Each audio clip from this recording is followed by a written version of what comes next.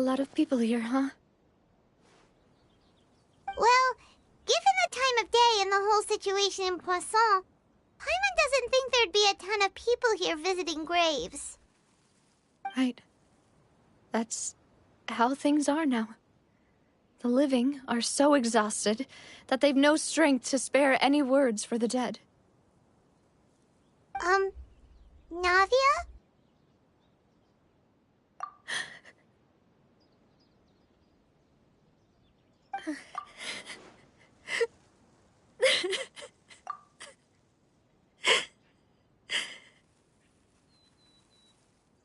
Navia, what's wrong?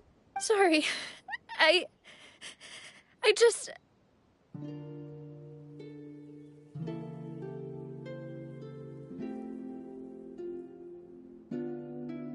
Malus and Silver.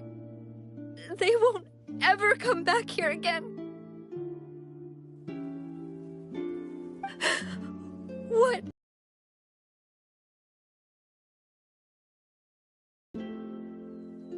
Everyone agreed on the rescue plan, but still... They were helping evacuate the residents, but they couldn't leave in time. And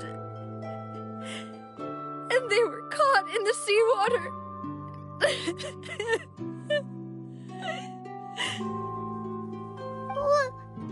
What should we do? I've known them for so long.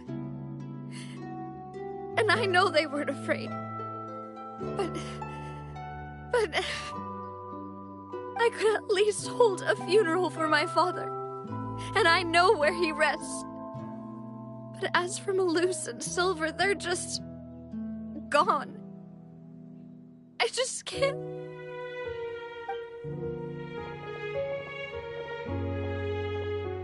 Everything looks so clean after it rains. Even the gravestones. I didn't expect that you'd enjoy a glass of red wine in front of Master Callus's grave. I can understand. Besides, the scenery here isn't half bad. See, it's not just me. I always want to bring something when I visit Papa. Perhaps we might even have a picnic. He wouldn't be angry, would he? How could Master ever be upset with you, demoiselle? Yet the cemetery is the home of those who have passed, is it not? Everyone ends up here sooner or later, no matter who you are. Buying yourself a plot in advance, are you? No need yet. But when I do, I hope you'll let me be buried beside Master Callus, demoiselle. Hey, stop joking around. I'm quite serious. That way, it will save us both the trip to see each other whenever you visit your father's grave. That makes sense. In that case, could I be buried on his other side? After all, besides you, demoiselle, the two of us could certainly be considered Master's closest companions, no? Personally, I believe we fill those shoes just fine. Why are you bringing this up all of a sudden? Seriously. All right. I'll remember your requests. But I'd really prefer not to talk about this stuff. And what do you mean by saving me a trip? I'd make the journey even if I had to visit you two somewhere else. I'd promised to let them rest in peace here. But here I am breaking that promise. I'm sorry for letting you see me in a mess like this. I don't usually cry, really. Paimon doesn't know how to help you feel better. I'd always thought I could make my wishes come true. But now that I think about it, that never solely relied on me. Many things can only be accomplished with someone else's help. Malus and Silver have helped me so much. I'm so sorry. You can spend as much time as you need here, Navia. Thank you. Right now, you don't know how much that means.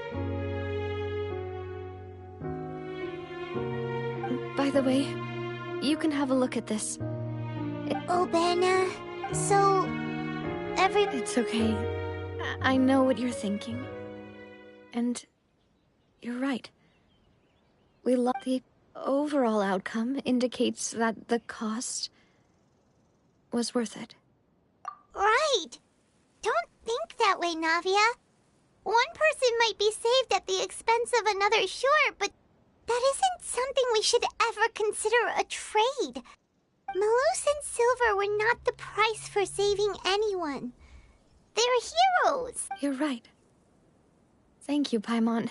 What you said just now was pretty amazing, actually. I'll remember your words. Oh. Seems you've become more eloquent in the time since we last met. The knave? What are you doing here? Is everything going well on your side? Yes, my people are carrying out the mission according to your request. All the rest ground. As for these supplies, we have everything taken care of. There is no need to worry. Thank you very much. Wait, do you... We just met recently. Right, Miss Na... Usually, I would call this a coincidental encounter, but that doesn't quite fit this time. Besides, it never even crossed my mind that a Fatui Harbinger would come looking for me. Thanks to the Knave, Spina di Rosula received generous support from the Fatui, which allowed us to complete the rescue and evacuation work so quickly. Mutual aid is essential to fostering positive developments. We were already in the area, in any case, so it was nothing.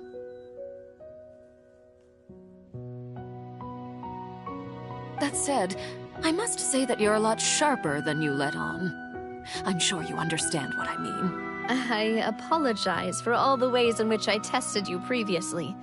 We've never worked with a Fatui before, and it's extremely important for us to know who we're working with. My subordinates have reported that Fatui soldiers have been observing water levels and taking head counts in various locations. I hear that they've also prepared a large amount of emergency supplies. I'm quite surprised. This is nothing to brag about, nor do I intend to. It is simply the way of powerful organizations to act forcefully, whether they are... As I've told this traveler before, I know of the prophecy, and I intend to prevent the impending disaster. Lending your organization a hand was a natural first step in accomplishing that. As such, do not be troubled by this token of our sincerity. Without your help, there would have been many more casualties. I won't forget your kindness. Furthermore, I sincerely regret what happened to Malus and Silver. I only wish that my people could have arrived a little earlier to prevent this from happening. Don't say that. You and your subordinates did everything you could. As Paimon said, Malus and Silver didn't choose to sacrifice themselves for any specific person. And they weren't the price paid for other salvation. They chose to become heroes themselves. I've never liked hearing people put it that way. It's like trying to relieve pain by saying some noble-sounding words. But right now, there's nothing more suitable. They really did become You're right. I'm sorry for your loss, Miss Navia. Water is life to Fontaine's people, and it also spells disaster. It's no wonder that people always say that prophecies represent fate. So, you're one who will try to change fate, then? Of course. That is why I'm going to Hotel Bouffe de Terre. I still have some things to take care of, and the children need my attention. By the way, traveler, Paimon, one more thing. Alright, then we'll just... Huh? This isn't right. That is a clever and useful conversation technique, which I do like to use when necessary. But there's no need today. It would not hurt to have Miss Navia listening in. Traveler, I'm sure you remember that I said we could work together when we had the chance. You and I both know that there may be issues with the Primordial Sea. Previously, it was the Fortress of Meripede's sluice gate, and this time it was the water levels in Poisson. These are both signals. Indeed. Allow me to share the latest intel I've received from the House of the Hearth's intelligence network with you. During some recent investigations, a child claimed to have discovered some ruins near Poisson. The ruins date back to ancient times, and seem to be judging by the dating of the ruins, they may be related to the prophecy and the coming crisis. The situation is becoming more urgent, so any pertinent information will prove extremely precious. My people initially came to prepare for ruin exploration. Unexpectedly, this disaster struck. And at present, we're all busy prioritizing the rescue effort. So that's why the Fatui were already in Poisson. I wanted to take the children along, but unfortunately, Linny, Lynette, and Fremine have all been dispatched to higher ground to assist affected residents. Linny told me that outside of the house, the person they trust most is you, which is why I want to give you this task. The House of the Hearth's members see each other as family, but Linny, Lynette, and Fremine said that they also see you as such, even though you are not from the house. I'm sure you already understand how earnest they consider their friendship with you to be. Oh, that somehow made... The intel I just shared about the ruins could fetch a high price. But since the children consider you family... Got it! So all we gotta do is go to some ruins, right? Excuse me, but may I tag along? You wish to join, Miss Na- But are you sure you're up to exploring some... Well, I'm sad, yes. But I can't just go back and plot... There's no point in being depressed while we still have a disaster on our hands. As my father's successor, besides, I'm also doing this for myself. I need something... a distraction. Since you put it that way, I have no objections.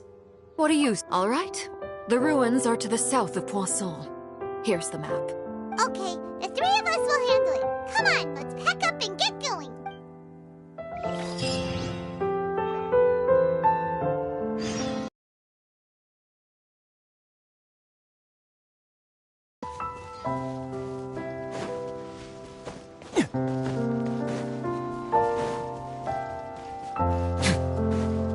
A moment, please.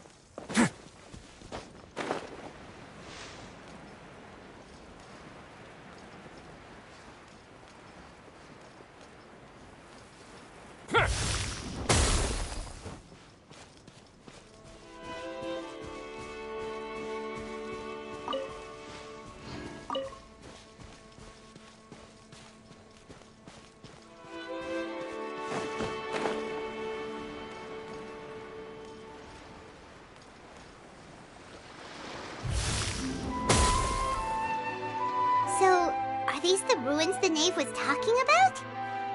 Oh, talk about old. They seem to be pretty ancient, all right. Let's go in and... Just be careful.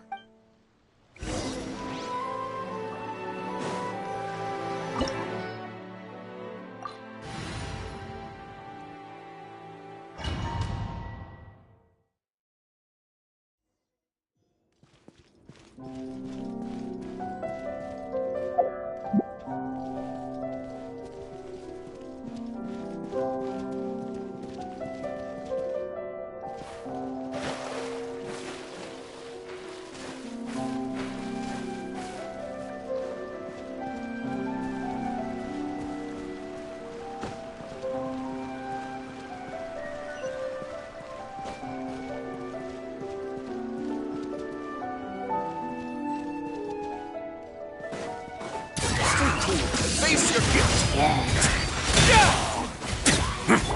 Freeze! This moment will be frozen in time.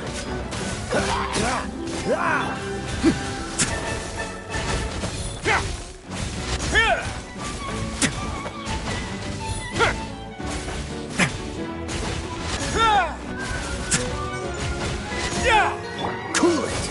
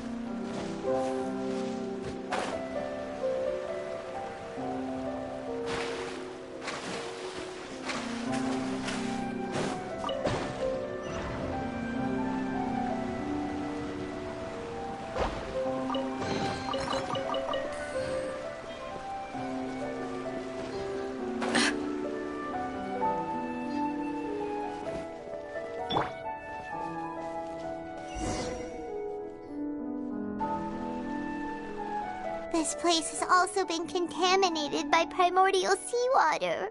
Yeah. And a lot of it, too.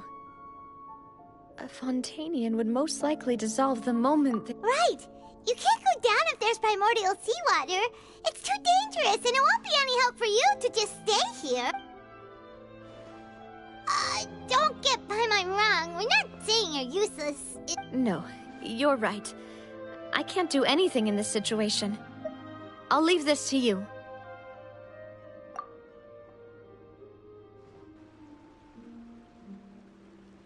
That complicates things. Maybe the... In that case, do you want to wait for... The water levels here are unstable, and there's a chance the water will rise. I'll go together with you. Perhaps we'll find the exit just up ahead. All right.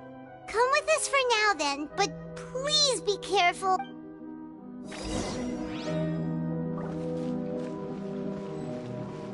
Oh no, it's a dead end! Let's try climbing over from the side.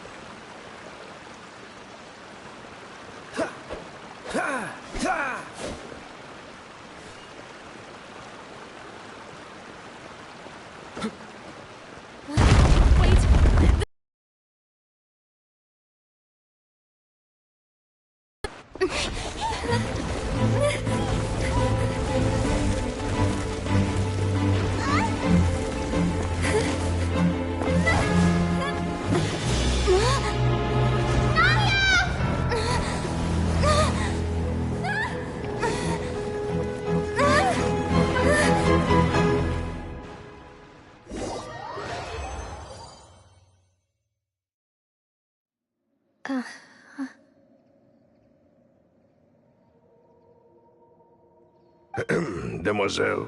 Huh?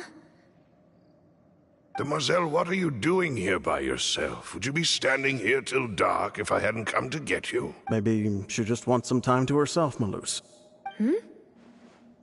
Oh. Was I sleeping? Yes, it would appear so. I must be tired. That's quite possible. However, you were the one that suggested we go out for a walk. Oh, right. It must have slipped my mind when I dozed off. I haven't... This is a familiar feeling, yet something's a little... Is something the matter, Demoiselle? Oh, no. I was just trying to recall why we came out for a walk. Do you remember Mr. Giverny? He'd requested our help before with foreign merchants who had a debt dispute with him, and we'd resolved the matter not long ago. We were headed to see how things were going with him at the moment. Ah, right. Yes. I remember now. Oh, Miss Navia. Ah, Mr. Malus. And Mr. Silver, too. It's good to see all of you. How have you been? I've been great. Thanks to your help, those bothersome merchants finally realized that I wasn't the one they were looking for. Why, I wasn't even the guarantor for that person. They were knocking at my door day and night. Even my neighbor, Obina, was getting fed up with them. Sometimes force is required to calm someone down and get them to listen to what you have to say. That's right. Oh, by the way, Burnett, what was it that you wanted to give to Miss Navia? Oh, yes. One moment, I have it right here. Miss Navia, these are some flower seeds that I prepared. Please take them. They're a very good variety, and they'll become very big and beautiful once they bloom. I don't know what we would have done without your help, so this is a little token of our appreciation. I hope you won't refuse. Did you cultivate them yourself? Thank you so much. I'll certainly take them. Malus, we do still have some empty flower pots at home, right? Why, we can have as many pots as you'd like, Demoiselle. Perfect. In that case, we'll swap out some of the decorative plants for some of Mrs... Very well. Wait. Excuse me, madam. If I'm not That's right. Is something wrong? No, it's nothing. This is the first time we've ever met, but your name seemed familiar to me. I must have heard it when I was discussing things with your husband previously. I've heard this name before.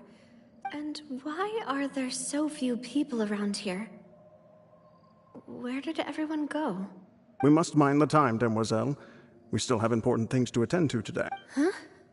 We do? Well, now, did you forget? Miss Navia, here you are. I've been looking for you. Please, come to the My trial? Yes, she's right, Demoiselle. It's just about time now. Oh? All right then.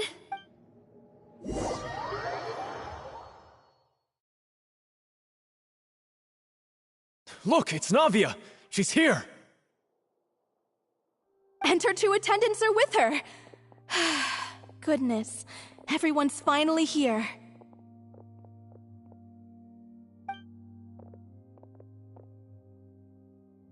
There sure are a lot of people here to see the trial. And they all seem to be oddly... excited about something. Karina, Desiree, Joyville, Jolien, Essen. Why are so many... And as for the judge... huh? Where's Mr... Please sit in the defendant's seat. Don't worry, Sil. All right, but... Typically, it wouldn't be allowed, but today is an exception. Hey, what kind of place do they think this is? Come on, do they have any idea what they're doing? Seriously. Enough with the whispering! My dear Miss Navia, have you not yet realized? As all here know, you are Master Callus's successor. The head. After you took over the Spina, you treated all of us just like the late Master Callus had. If anyone in need reached out to you for help, you responded. Not only you, but your butler, your subordinates, nearly everyone in the Spina di Rasula. Wait a moment. Aren't you just proving that— Yes, correct. Absolutely right.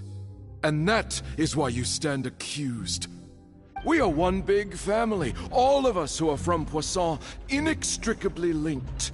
And with you being so important, we couldn't possibly do without you. Therefore, this fair and honorable court shall declare you guilty, and you shall stay here. You will be together with us forever. Huh? What are you saying? Everything you have said is correct. I have indeed done a lot for my hometown, and I would be willing to be with you all, but what is the purpose of having me stand here like this? Ah, well, if that's what you think, then I have no further comment. How wonderful, Miss Navia! I know all these people. Why are they laughing? I seem to remember now. Yes, I get it. This trial is... Wait just a moment. This isn't right! Malus? What was that, Mr. Malus? Our conclusion is very clear and unanimous. Let the court judge her now. She's guilty! Stay here, Navia! You're one of us! Demoiselle, don't admit guilt. This trial means to keep you here forever. I wish to exercise my right to defend Our Lady. Mr. Joinville, you only know of Navia's goodness, but nothing of her utterly independent mind. She was born a free and independent spirit. She has never been tied down by anything. Indeed, even the death of Master Callus couldn't stop her. Her actions cannot serve. Please do not mistake her actions as being otherwise. Really? As an individual, you say? Don't forget, we are all Fontanians here. This is the nation of justice, the nation of Hydro. Even if Miss Navia only voluntarily rendered her assistance, that doesn't change the fact that her beautiful soul must return to everyone. Everything is measured here in the nation of Hydro, and in the end, everyone shall meld together. Thus, when a unanimous opinion emerges, that opinion represents justice. Now, I speak for everyone. Our opinion is consistent. Navia should stay. We and Navia are one. And you would call this justice?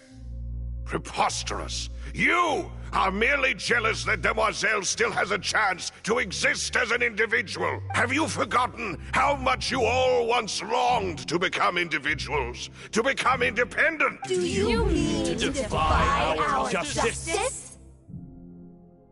If your justice is flawed, then why should we acknowledge it? As you said, we can also have our own justice. Silver and I shall defend Demoiselle, and that is how we will enforce justice. Ugh, my head... Demoiselle! Silver, it hurts. My head is spinning. All I can see is stars swirling in front of me. I remember now. Everything that seemed odd from the very beginning. Karina, Desiree, Joyville, Jolien, Essen, and Mr. Giverny and Mrs. Burnett, who we met earlier. Even Malus and Silver. I don't want to admit it, but they're all dead. Don't be afraid, and don't admit guilt. We will protect you to the very end. Absurd!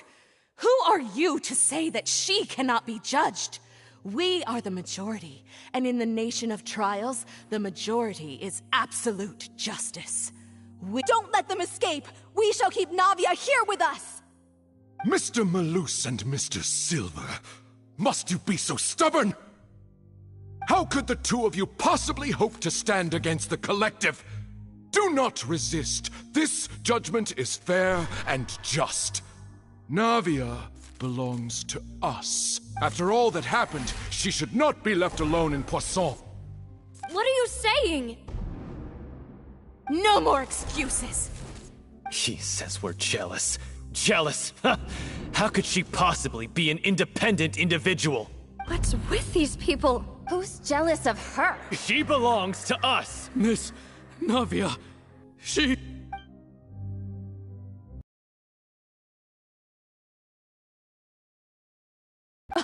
That's...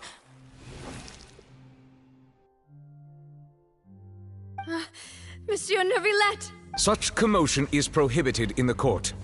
The accusations you just presented are nonsense and cannot constitute a proper trial. The court will adjourn for the rest of the day. In this, I shall hear no objections from any unauthorized party. Our thanks, monsieur. Please leave with me, Miss Navia, while there is still time. But... Go on now, demoiselle. This is your only chance to leave this place.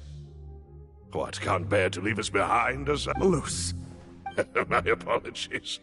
I couldn't resist making one little joke once I realized that this shall be our last goodbye. Malus. Silver. Quickly! You must come now! Goodbye, demoiselle. Farewell.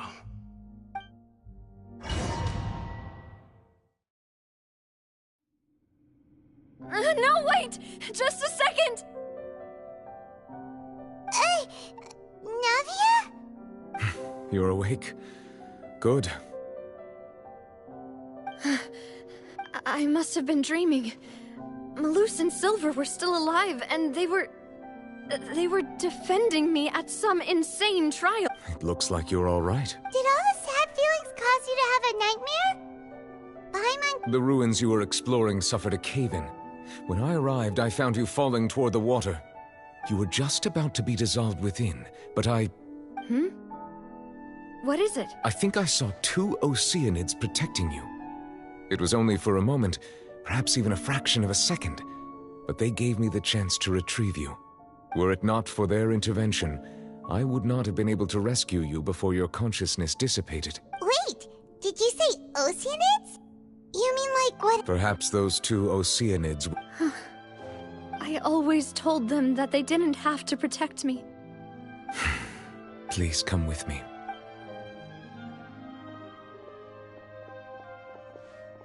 Neverlet, are you okay? Oh, I am quite all right. Perhaps there's something we... Why do you look so... Oh, Paimon knows. You're the type who feels awkward when there's nothing to talk about, right? I merely thought that we should give Navia... Huh? Why didn't you just say so then? Don't you think it's... I suppose so. Ah, Sigewinne. I hope all is well with her these days. Her work in the Fortress of Meropide has not been too... No way! Don't worry. She's doing fine down there. She's an amazing head nurse. I see. Well, that is good. I have always worried that Sigewinne would need a lot of time to understand the world of humanity. Oh, and the Duke also says hi. Even though Sigewinne made him do that. He hopes that you haven't been overwhelmed by all that's happened lately. Thank you. I have indeed been busy lately. And I also hope that everything is going well in the Fortress of Meropide. He still doesn't know what to talk about. So, Neverlet. Yes, of course. This isn't going anywhere. Yes, in fact. I had arranged to meet you in Poisson, but when I arrived, I discovered that the Fatui were helping the residents evacuate. They had even transported a large quantity of supplies to the area. Amid my astonishment, I ran into the knave, and we had a chat. She informed me that she had asked you to investigate the ancient ruins here. Yeah, we originally played...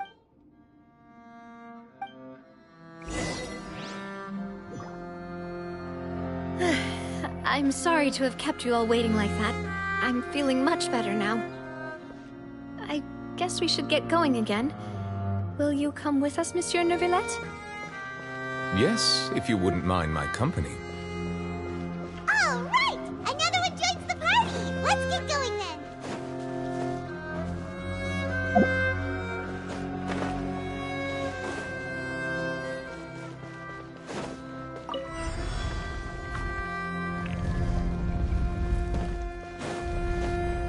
Cool it. Let's begin.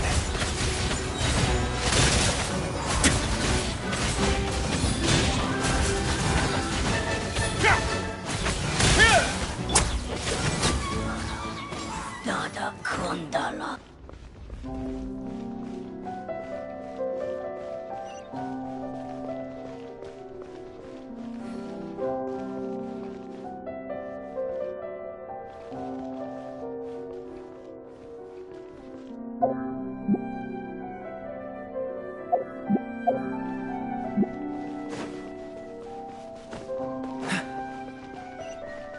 Oh no! Another unstable path! Watch your step!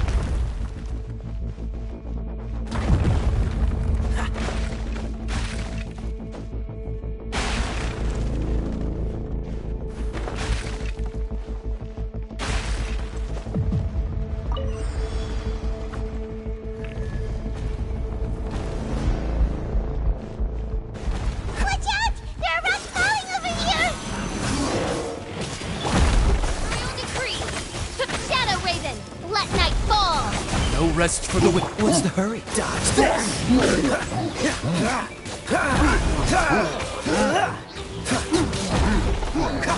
Freeze!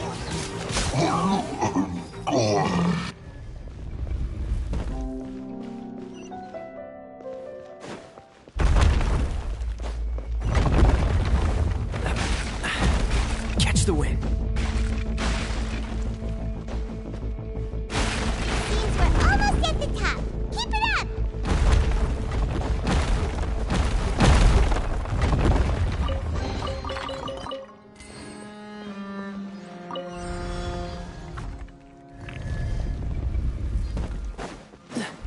Yeah. Cool it.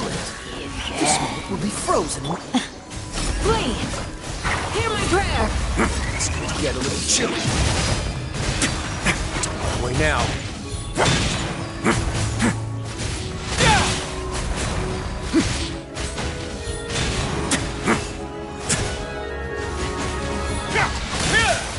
Ha! Wings of darkness! Come, sever night from day! What's the hurry? Freeze!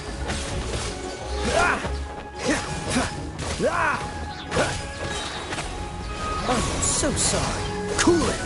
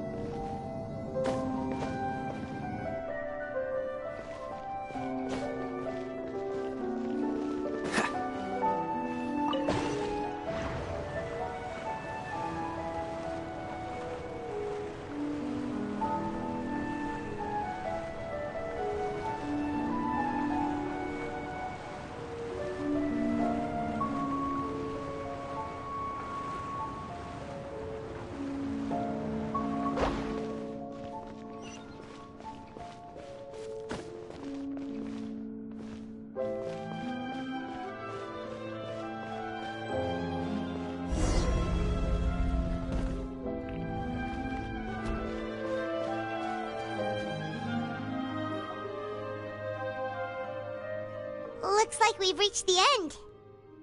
This is the place. There should not be any other hidden spaces in the vicinity. The path sure had some twists and turns, but it turns out that this place isn't actually that big.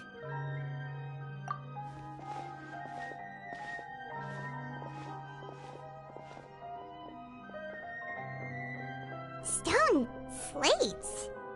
It seems like they were put here as an offering. Perhaps we should just leave them be for now. There are 4 locations in total, but only 3 stone slates. The slate that should be in the first empty spot is missing. The surrounding walls also show signs of damage. There's something written below. Let Paimon see. Reason dictates that this nation be— It feels like someone left these slates and these words here for a purpose. But does he mean that Fontaine should be destroyed? That would fit the circumstances dictated by the prophecy, yes. Indeed, the slate's contents correspond to it. Take the second slate. There's a person kneeling here. She seems so dedicated. And there's a whole bunch of other people behind her doing the same. She's facing this... what is this? Some kind... And is that Lady Farina in the third image? Did the Hydro Archon fall into the water? And is that a ring of people around her? The fourth image. I know this one.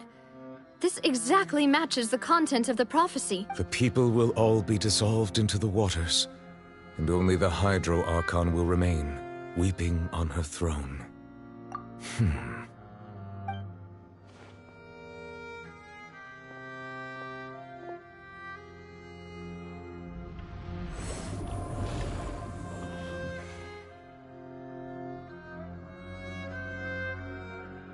More information should be hidden in these slates, but I fear I cannot easily uncover it. Most likely due to... Don't blame yourself, Monsieur Neuvillette. Deciphering ancient stone slates isn't one of your duties. Ooh, Paimon's getting the chills just looking at... This says that it's the history of the future, right? That means the prophecy I really hope it doesn't mean that. Still, Paimon feels like these images are kind of weird when you look at them together.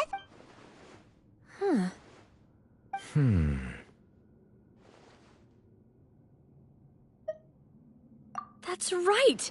If the images are in chronological order, shouldn't the fourth, the waters drowning Fontaine, come before the third, where the Hydro Archon herself falls into the water? And yet the order is reversed here.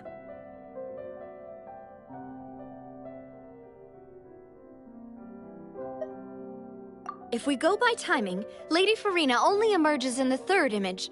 That means that the person in the second image might be the previous Hydro Archon. Egeria, then.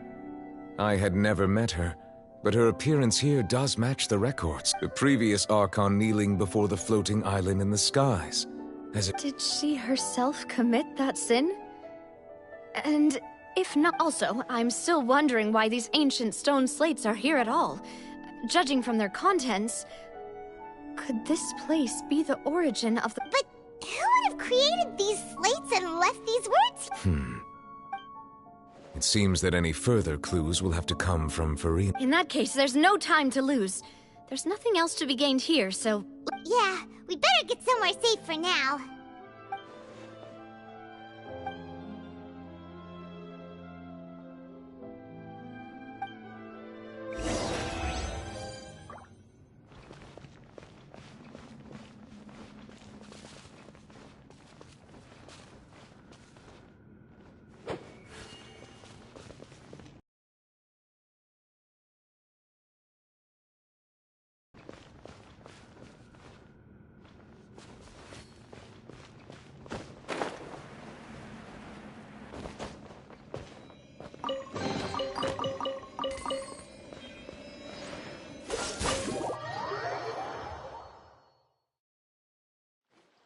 Let's split up here.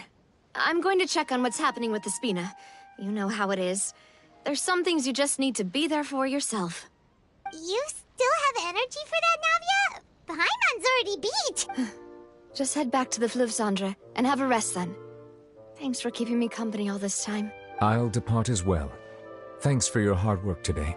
Rest well, everyone. Traveler, I will go talk to Farina tomorrow morning to ask about the stone. I'm sure that you're concerned about this matter as well.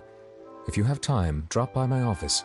I will share the results of our discussion with you. Are you really gonna talk to her about this directly? Will that be a problem? She has long been harboring secrets, and will not give them up easily. Which makes it all the more my duty to ensure that she understands the present situation. Alright, I will be carefully considering my words tonight. Traveler, Paimon, our safe house at the Fleuve Cendre is always open to you, as ever. So please don't think you're an imposition. All right.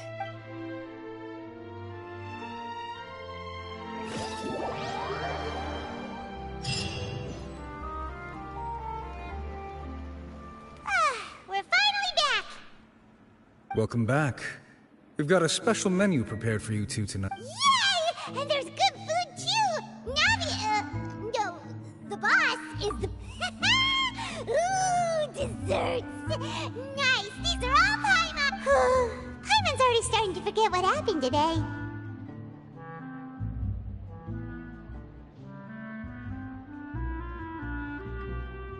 Oh, that voice. Is that who I think it is? Huh? It's you two. What are you doing in Fontaine?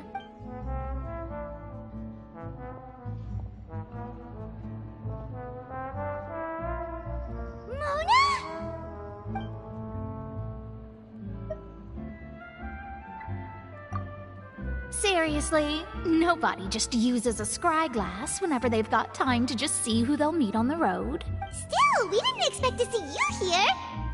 Wait, you're not a Fontainian, are you, Mona? Well, I have some business to attend to here, so I booked a hotel in the city. I was just out for a stroll when I bumped into you. Quite unexpectedly, if I might add. Why did you think I was from Fontaine, though? Is that because Magistus doesn't sound much like a Mondstadter surname? Yeah, let's go with that. Well, I used to have my own surname, which was, well, some other thing. Either way, the old hag told me when she took me as her disciple that the first step to being a great astrologist's pupil was to change that name. There was nothing for it, really. She really is amazing at astrology, so I changed my name to what it is now according to her wishes. To my surprise, however, Magistus is not the name of some ancient house or clan. It isn't? Nope. Although it is used by us in place of surnames, it generally just means great. Wow! Imagine including a boast in your name. Wait, are you gonna have to put that into your genealogy as well? I reckon so. In any case, I'd give my disciple a name like this as well, if I were to take one. Astromancer Barbeloth Trismegistus. Whoa, that's a long one. Does it also mean great or something? My name means Mona the Great Astrologist. As for the old hag, hers is, in plain speech, the thrice-as-great Scholar of the Stars. Just take it as a title specific to astrologists. Thrice as great? That's so petty. I know, right? That's just how she is. She used to call herself Magistus, actually, but when she took me in, she changed her name to Trismegistus. Talk about excessive. Magistus is thus the calling card of our school, so to speak, which makes it about the same as a surname. It's all right if you don't get it. You can look into it further should you need to study astrology more deeply. That sounds terrible! But anyway, you're not Fontanian, are you, Mona? Well, I was born in Mondstadt, yes. My parents migrated to Dornmanport, and I traveled with the old hag for a while, after which I settled down in Mondstadt City. Oh, that's a good thing then. At least we know you won't be dissolved by Fontaine's waters. Speaking of that, I'm sure you're aware that a bunch of things have happened here in Fontaine, right? I know you're not a local, but I'd avoid getting too close to any water that looks strange all the same. There's something ominous about it. Well, the water, I mean. That was the main reason, yes. Just a while back, the Steambird invited me to take part in a panel and speak about the circulation of the prophecy as an astrologist. The invitation was sent quite early on. I don't think anyone expected Fontaine to be in this much trouble. What do you make of that prophecy, Mona? Just tell us what you think as an astrologist. Your word would go a long way to make things more certain and less scary. What I can tell you is that I'm an astrologist, and that this prophecy concerns the fate of Fontaine. Even that of all Tevat. Ascertaining this is akin to reading the fortune of the whole world. I'm afraid that this is not something that just anyone can do. If I could do it, you would no longer call me an astrologist, but a visionary. But on the flip side, the prophecy is so huge and powerful that it must surely come from a powerful visionary. Its contents involve the fate of the world. Disregarding it would be a mistake. A visionary? Sounds really powerful and all, but does such a person really exist? Of course. The old hag could do it, and I'd bet there are others amongst those Hexenzirkel colleagues of hers who could do something similar. Are you sure? All right, I'll help you. Thanks, Mona! You're amazing as always! Oh, well, this is something only I can do after all. So yes, your praises are quite welcome. That's the greatest of astrologists for you! Of all the people we know, you know the star's the best! Indeed. That's the spirit. Oh, sorry. I came to see what all the commotion was about. If there's anything you need, do not hesitate to inform the Spina di Rosu. Oh, whoops. Guess we were getting a little too carried away there. Well, I'll go tend to my own business now. If I receive any news, I'll be sure to come find you two again. And there she goes, quick as rushing water. And here we are with the Spina guy giving us suspicious looks. If Paimon hadn't spoken for you, it'd be you getting all the weird looks. That's more like it.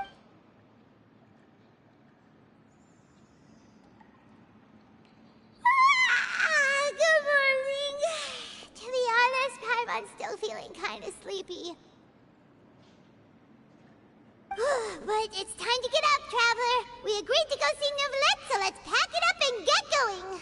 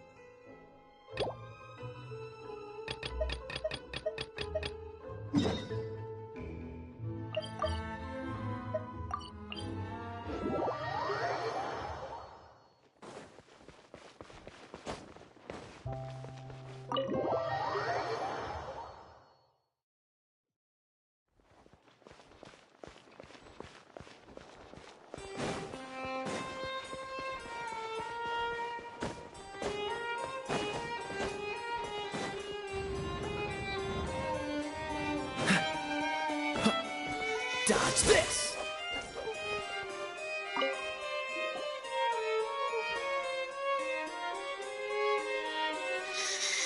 Kiara?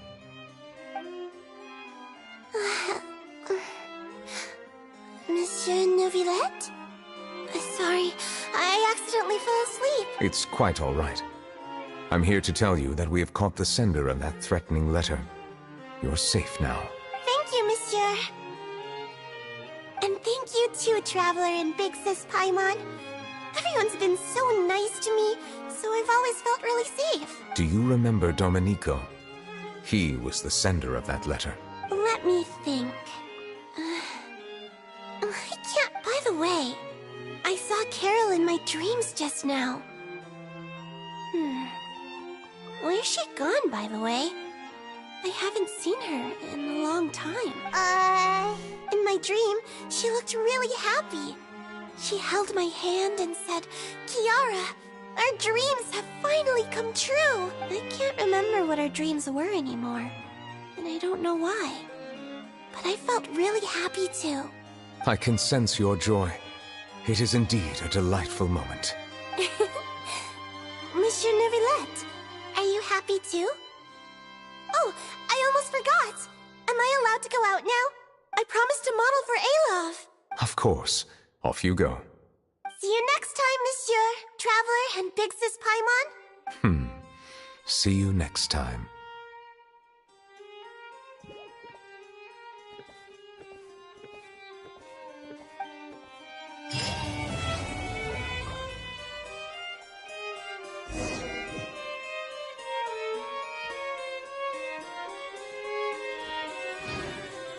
What's the hurry?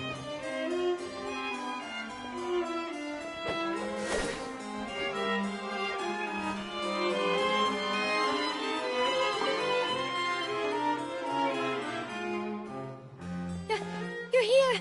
Finally!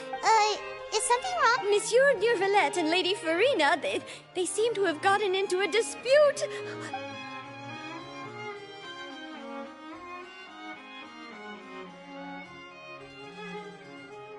Like I said, I've already explained everything! And yet the problem has not been properly solved. There is little space for excuses between us. It is not my intention to offend you, but please, tell me where you stand. You are the Hydro Archon Focalor, are you not? Look at this. This is a list of the victims from the recent Poisson incident.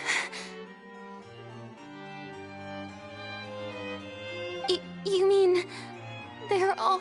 We did not arrive in time to avert this disaster, and I will not have it happen again. I will say this once more. You must tell me everything you know. Yesterday, I found 3 stone slates in some ancient ruins near Poisson. Do you know anything about those? Seriously? You're questioning me like this is a court case now.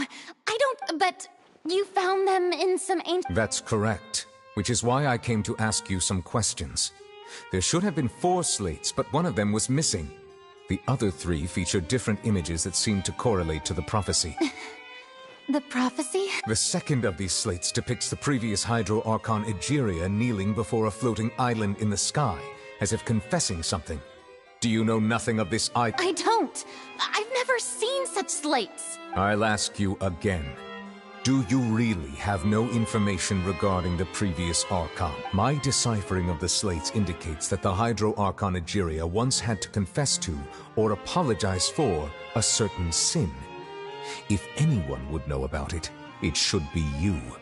All gods don't have the same secrets, you know. She was herself and I'm me. Is it really so strange that I know nothing? I understand your concerns, but I'm sorry. I just don't have anything to tell you. Forgive me for saying this now, Lady Farina, but I have long known of your various secret investigations into certain matters. There are several indications that you have been investigating the prophecy on the sly. This is not strange in itself, considering that you are the Hydro Archon. But it is strange that you should also claim to not know any of Egeria's secrets, as well as do nothing following your inquiries. You have never been as superficial as you have presented yourself to be, nor are you a fool. And yet, your behavior is very inconsistent.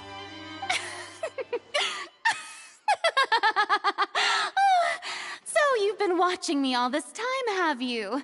I didn't think you were that type. You...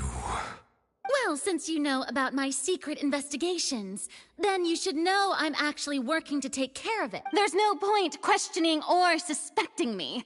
You're the Eudix, but you're still my subordinate. You should be following my lead. Just trust in me. You're Archon, and do as I say. Never mind whether you can truly convince yourself to or not. It'll all turn out fine.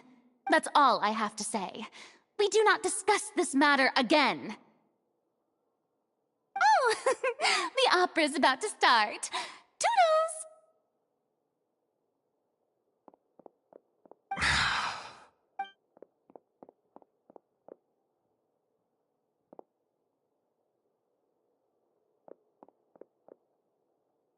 Did Farina not notice us standing by the door? Wonder what's up with her. She was smiling. Huh. She didn't seem in the mood to care if we were listening in or not. I assume you've been outside for a while now? Oh! You noticed! Cannot discern the reason. Our discussion reached impasses time and again, a state of affairs that we cannot allow to continue. Still, I do not understand. Dialogue is the basis for understanding, so why did she keep refusing to engage? Everyone in her inner circle has noticed that she is hiding some secret. The issue is her attitude. I fear that she will not reveal anything unless absolutely forced to. We may have to create a situation in which she will have no choice but to speak. Oh? Normally, people will only reveal the truth when standing trial. Perhaps we must have the Hydro Archon experience just such a scenario. But Farina's seen so many trials, and she's really good at dodging questions. How do we make sure that she won't just slip away at the first chance she gets? We will need to consider this thoroughly, join forces with various parties, and then do what we can. If at all possible, I would prefer to recuse myself from this affair, but we must prevent the prophecy from coming to pass. This may be cruel to her, but all Fontaine is in crisis. The information a god possesses is too precious, and so we must take a chance on this. But who will lend us their aid to do such a thing?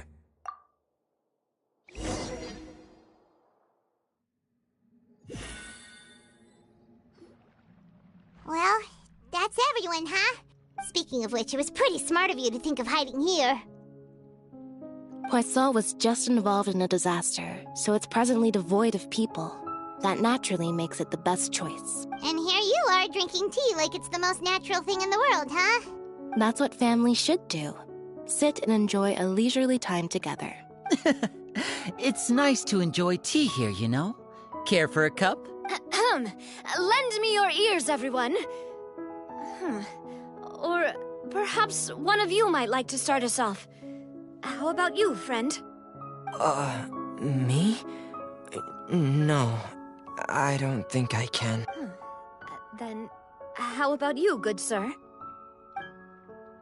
I fear that I will cause the mood on this boat to become as somber as it is in court. Well then, I guess we're lucky we've got a local like me to organize things. Wonderful, the spotlight at last. I guess I'll be facilitating things from here. That was a little long-winded, don't you think? Oh, you might be right. Anyway, to cut to the chase, our friend here, the Traveler, has brought us together to discuss something. As for what that is, well, let's start by saying that we'll be pooling our efforts together to create a series of traps. Oh, how intriguing. Well, it's just an expression, really. One that I just learned from Huh? Didn't you say that you would be facilitating this? Oh, come now. Your work doesn't involve much public speaking, right? This is a good chance to practice. You might even pick up some fancy oratory tricks to impress your boss with in the future. I see. And what does my boss say? He is glad that you consider him your boss. Do go on.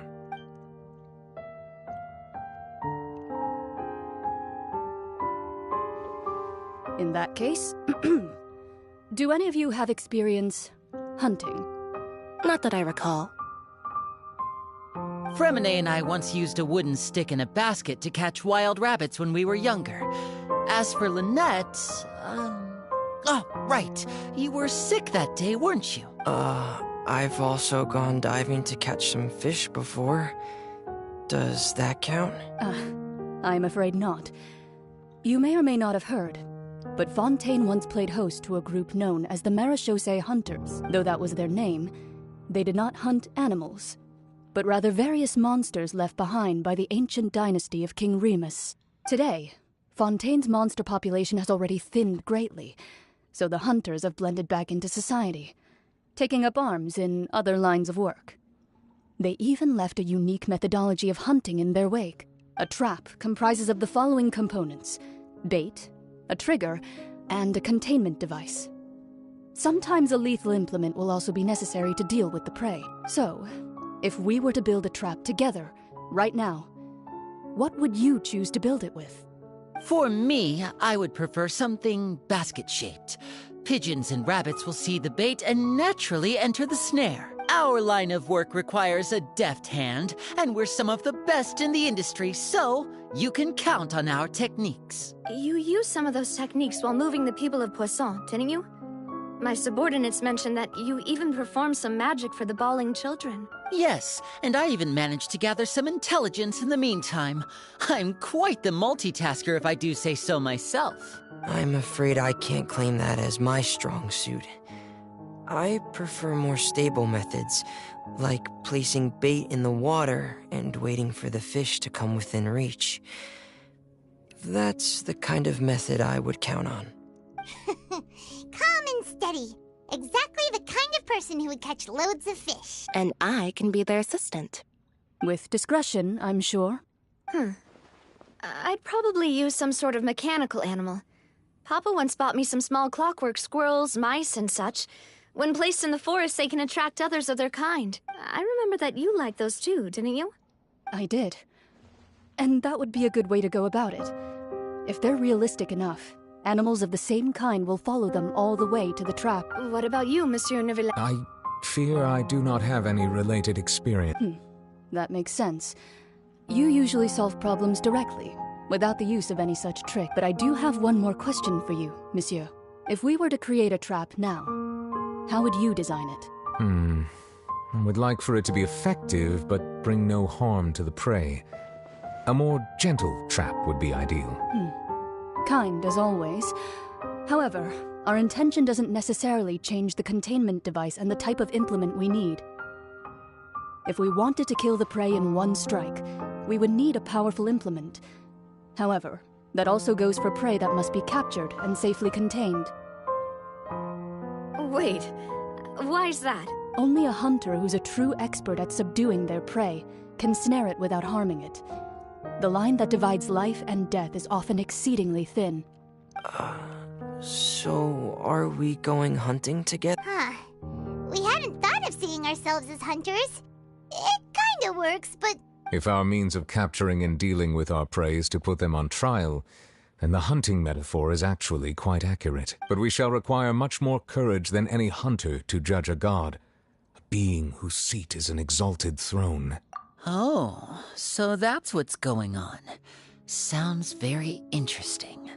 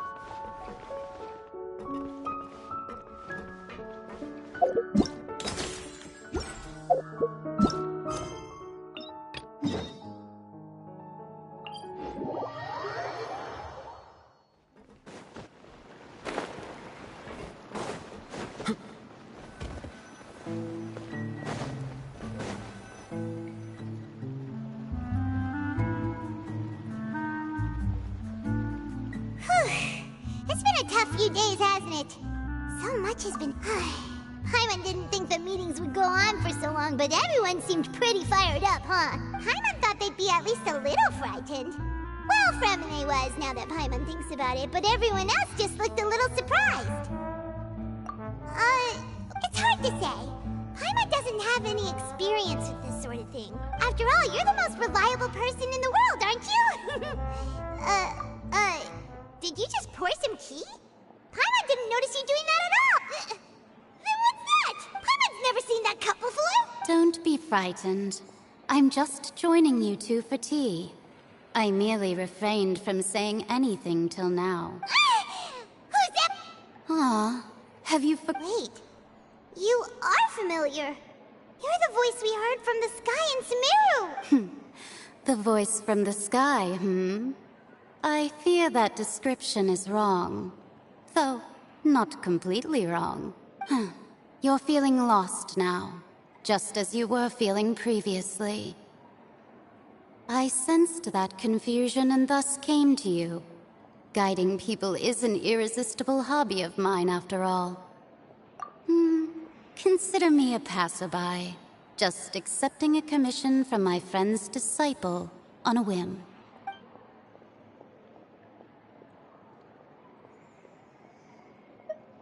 The prophecy. Yes, what has been prophesied will be fulfilled. You may view such things as the history of the future. What? I believe you have witnessed a failed attempt with your own eyes.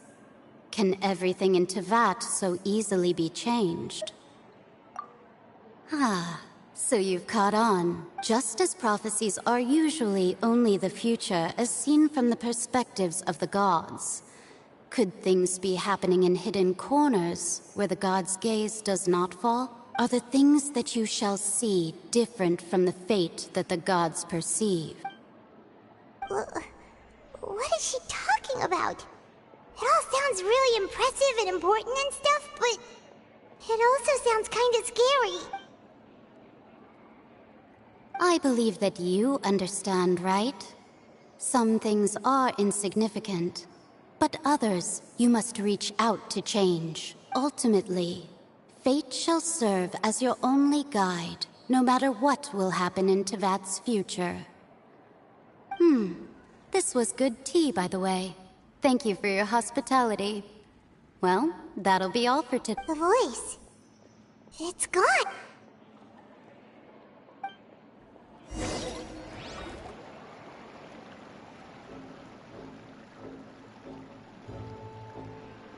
Alright. Hey, it's you who's getting lazy, okay? Well, I see I've walked in on some lively banter. Mona! Fine, just fine. I went to take part in that Steambird panel. It turned out to be more interesting. Not all Fontanians are pessimistic about this. One journalist mentioned that sitting around and waiting for the end to come would be wrong, and that they should make their own rescue preparations. I agreed, so we had a brief chat with her. Did she have pink hair by any chance? Why, yes! It was Charlotte. You remember her, right? That daredevil I'm in full support of her view. Prophecies are very important, but how can people allow their lives to be commandeered by just a few words? That's right! Paimon's glad to hear something sensible for once. But I'm afraid I couldn't reach the old hag. I'll try again tonight, but I wouldn't get your hopes up. Huh? Goodness gracious. Are you serious? She said that even the god's gaze has blind spots. Pretty bold if you ask Paimon. Most people would believe the gods to be all-knowing, right? The Hexen Circle members are certainly anything but ordinary. As for the mage named N, the old hag has mentioned her a few times. She said that N's sense of direction is incredible, and that she loves guiding those who are lost. But I've never met her, and if she were still alive, she'd be... Well, suffice it to say that the hag's at least a few hundred now, and N's been around for longer than that. Whoa. The Hexen Circle sounds like a scary group. But they must... Their abilities alone are pretty terrifying. If she came to see you personally, then the problem you're facing must truly be of great importance. Well, it's not like Paimon could understand anything she said. Yes, she was quite cryptic, but I suspect she means that there is still a way to turn things around. She didn't say when or what that would be, though, so perhaps it is something that you cannot know right now.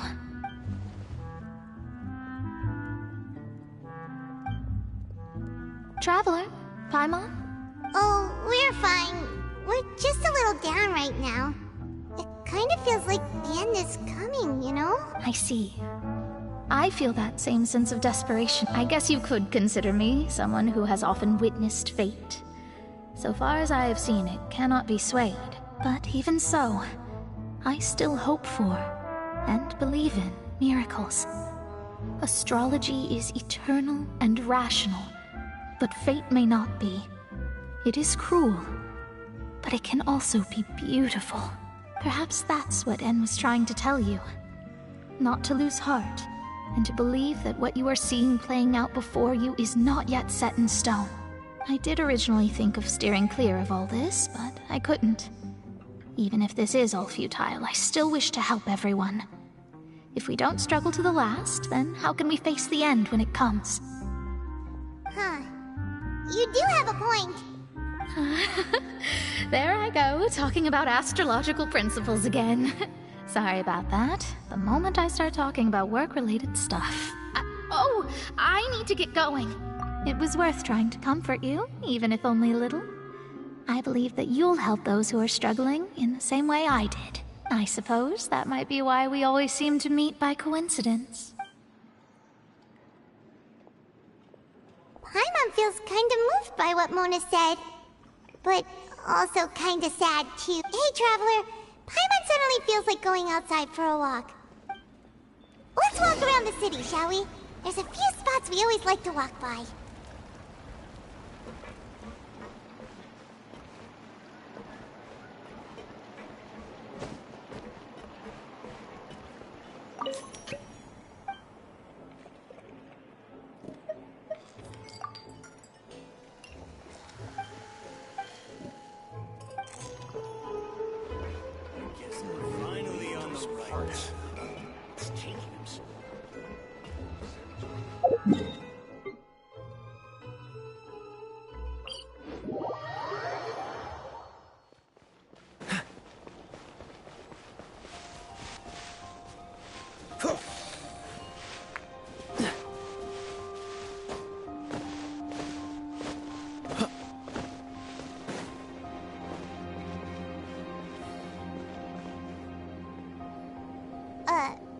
Huh?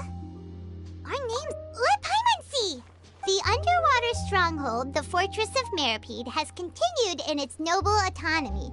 But that does... My recent attempts to enter the fortress bore little fruit. Huh. Thus, did an Outlander friend become the focus of this report. A blonde adventurer with their white fairy, legends trailing in their wake. It is said that this mysterious traveler once visited the So while the fortress's interior remains a mystery behind closed doors, do not fear, for the tales of the traveler contain surprises in journalist Charlotte's biggest scoop yet, the Traveler's Trail, World Walker. Huh. Charlotte took so many awesome photos of us and we never even noticed it. She hasn't been able to get a hold of anything at the fortress, so since we're easier to find, she's using us as the subject matter instead? Ugh, seriously? Well, fine. Those headlines and photos do look cool, so Paimon will forgive her this time.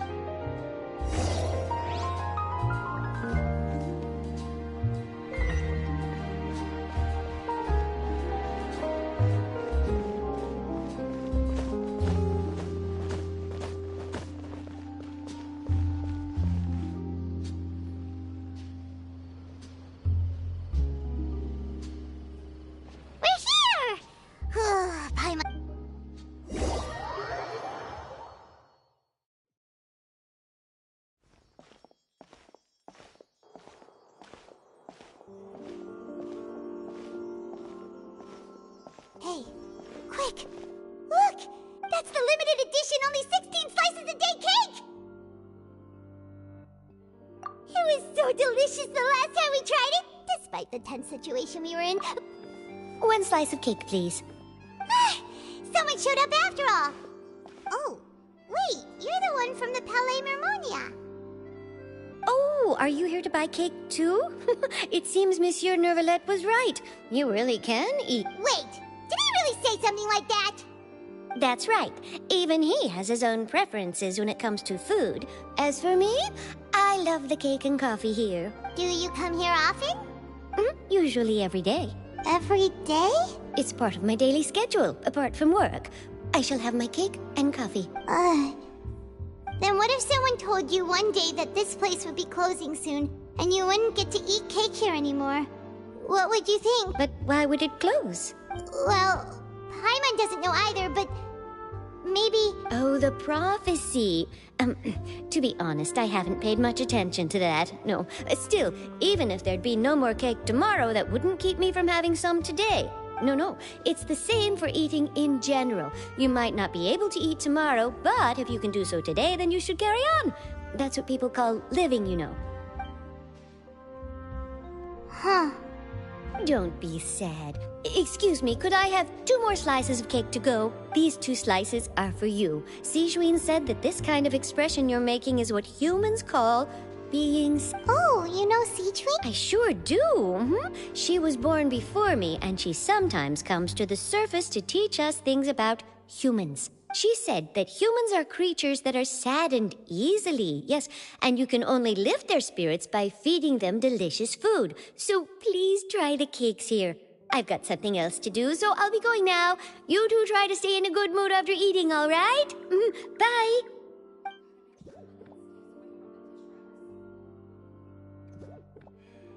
And there she goes. All right, let's dig in. Paimon should... It's more delicious than last time! And the... Sure would be nice if we could always eat delicious food here.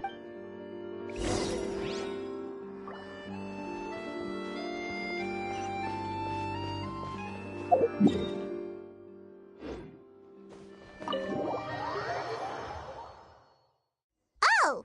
We're near the Seabird office! Let's go look for Charlotte and have a chat.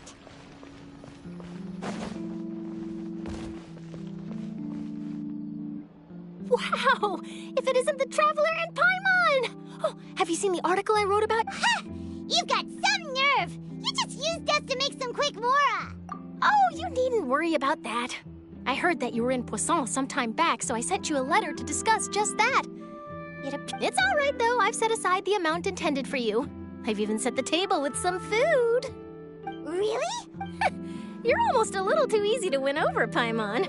If I were a journalist with ulterior motives, you'd be... Oh, Paimon knows you're not like... Still, what brings you here all of a sudden? Were you looking for me? When Mona mentioned you, we thought of coming to see you at work. I see. It seems you've already bumped into Mona here in Fontaine. So she mentioned me? What did she say? She said that you're a real daredevil of a journalist. Nice.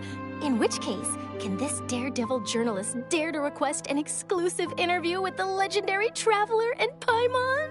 Huh? So your article in the paper today doesn't... Oh, of course it doesn't. That was more like live photography. What I'd like to do is dive deeper and ask you to talk about the things you've seen and experienced. Yeah, are we even qualified enough? Why not? If I say you're worth an interview, then you're worth it. But not right now, of course. I'll need a few days. Oh, in that case, we'll just... Oh, so that's a yes? Ooh, splendid! I'll tell the editor-in-chief immediately. I'll have to apply for lighting, a venue, some props. Whew, so much to get done now. Wait, Charlotte, Paimon's still got a question for you. And what's that? If, just for example... Huh, that's the prophecy you're talking about, isn't it? I mean, I do hear about it often, but I've never once... If you're seriously asking, then I might try and think of a way to leave Fontaine. Oh, but I'm still a journalist, first and foremost. That means I have a duty to be reporting from the scene. And secondly, I wouldn't forsake my homeland that easily. From what I've seen, most people don't know what they'd do should the worst come to pass. In truth, it might be better just to behave like normal rather than worry over such an end. So in all likelihood, I'd probably still be prepping at the office for that interview of ours. I know what you're thinking. That sounds a bit sad, but I've always believed that it's best to do what you enjoy. Just think about it. If this nation really were to be suddenly destroyed tomorrow, but I still successfully finish an exclusive interview with a truly unique person, and then do you know what I'd do? Well, I'd write that story, send it for printing, and use messenger pigeons to get copies out to the various nations as soon as possible. I'm not a dreamer, nor am I a workaholic, but I do love my job, and I'd be proud of leaving such an article behind. I guess you could say that I was born to be a journalist. But anyway, that's my answer. That's so nice. All of a sudden, Paimon actually kinda envies her. Anyway, let's go and take a look at the sea, shall we?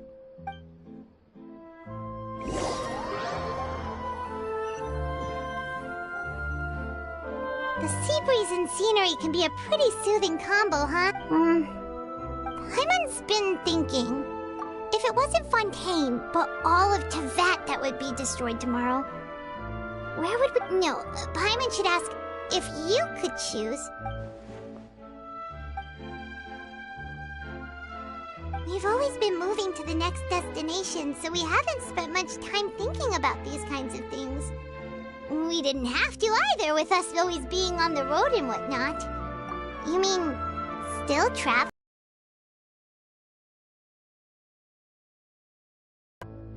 Wait, isn't that what we've always been doing?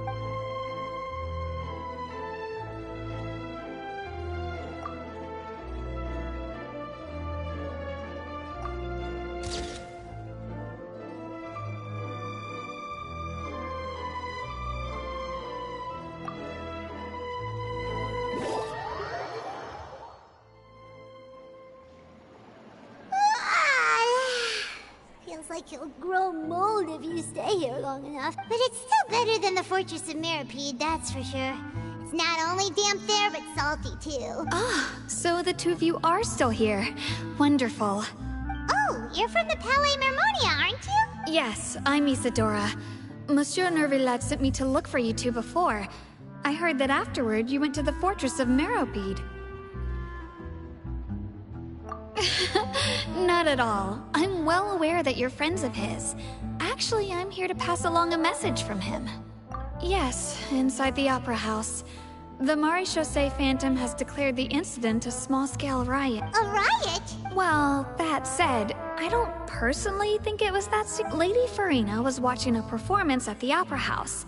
And while she was resting during an intermission, some other audience members loudly accusing her of doing nothing about the prophecy cry. And before she could respond, others started to... The crowd continued to grow, and protests against the Hydro Archon started to break out. So people have started to put the blame on Farina. Guess they finally found an outlet for the pressure they've been under due to the prophet. I agree. People will naturally rely on gods, as is customary. But the moment people feel threatened, gods are also the first to be blamed. So what happened after that? Is Farina... Seeing that the situation was the Maréchaussée Phantom had their hand... So, you mean she's still missing? That's right. The marechaussee has dispatched many people to search for her, but we don't have any leads yet. That said, I don't think there's much to worry about. She is a god after all. Even if she were to fall into the hands of rioters, what could ordinary people do to her?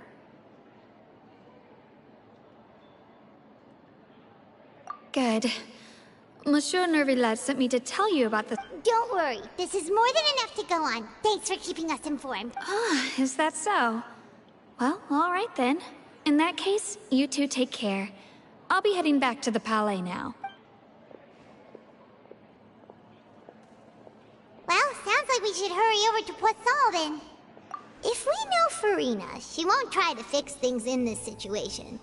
And, as we also know, she may be loud and dramatic. When Nervillet was talking to her in the Palais Mermonia, and she heard about Poisson, she couldn't hide her sadness and remorse. It would be hard for her to ignore being accused by the public today. Paimon thinks Farina's probably taken the opportunity to slip away to Poisson and try to... Well, what do you think? Paimon knows the answer, of course. In that case, there's not a moment to lose. Poisson, here we come!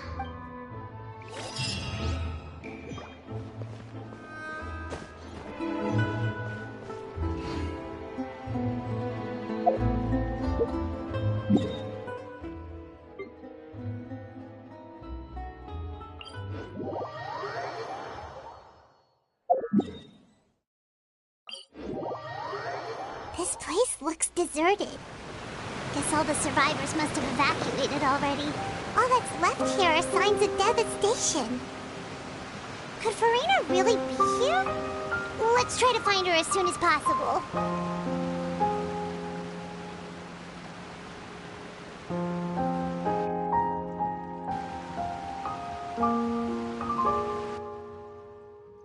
Ah, that's Farina, right over there. Should I just give up? This is all meaningless. What was meant to happen did happen after all. Everyone's dead. I'm sorry. I am so sorry. Give up, Farina. There's no point in holding out. I'm sorry. But what can I even do other than to repeat meaningless apologies over and over? Who's that? Don't worry, Farina. It's just us. So it is you, blonde traveler from another land. Why, I almost thought you were someone from that mob of my Farina, you were crying just now, weren't you? The tear stains on your face are obvious. What do you mean, tear stains? Who did that uncivilized rabble think they were? Disturbing my enjoyment of the arts. They even dare to tout their Archon. I must teach them a lesson.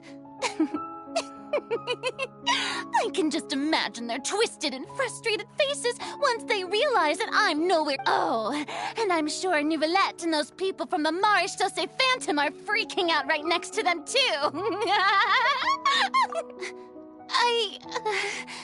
Of course not! Hey, there she is! The Hydro Archon's over there! Quick, after her! Farina, those people seem to be after you. They are? They're just some rap... That's against the rules. I can't let them get their way. Farina just ran off! Quick, we have to catch...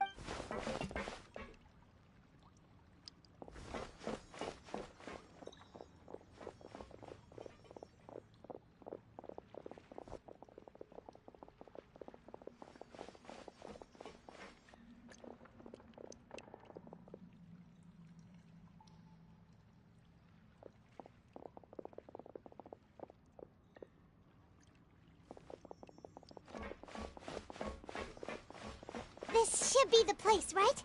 Hey, Farina! There's a good hiding spot over here. Quick, come to Paimon before the rest of them catch up to you. What?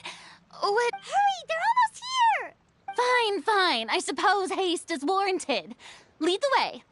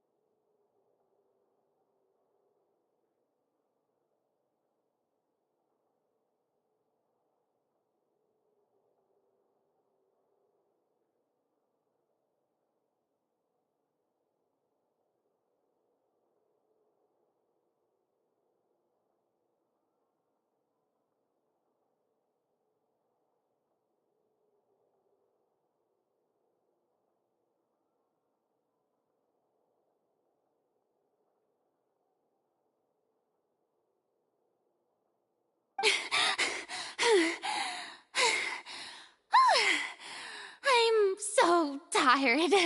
I totally thought they had caught me.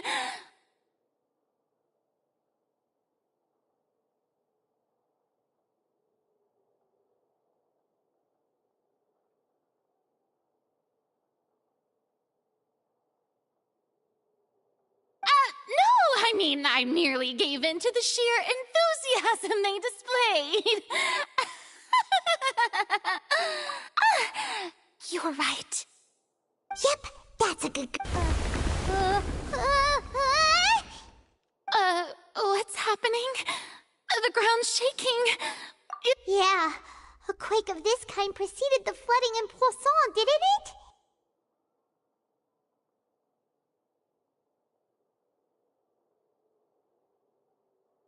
It can't be. It's happening again. Well, there's no need to worry too much about that. Neuvillette made some emergency plans, so the evacuation... Yeah, I hope you're right. But the people of Poisson, they've already...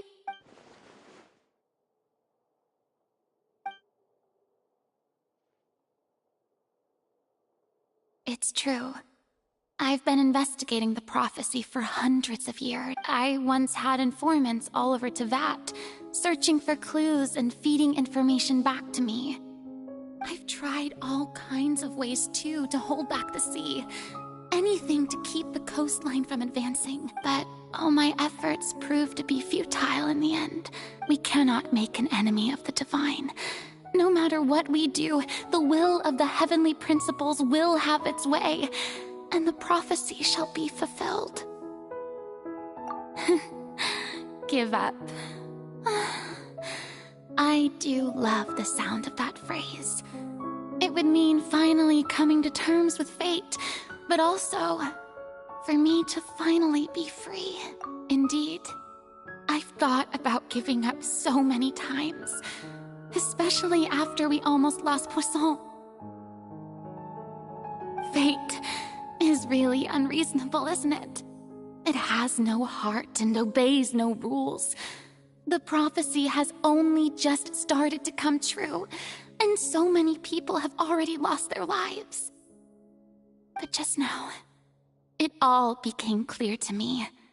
I still don't have the right to come to terms with fate on behalf of everyone else. As long as the final moment hasn't come, it's still not too late. Don't worry. I will keep hope alive for everyone until the very end.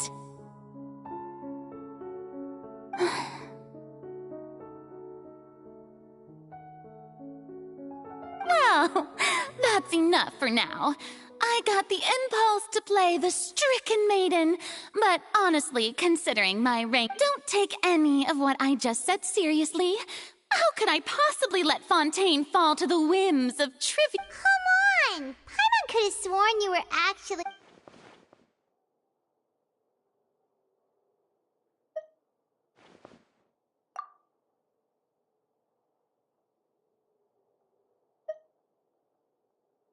Share my burden. That's impossible. It was fated right from the start that this would be my duty alone.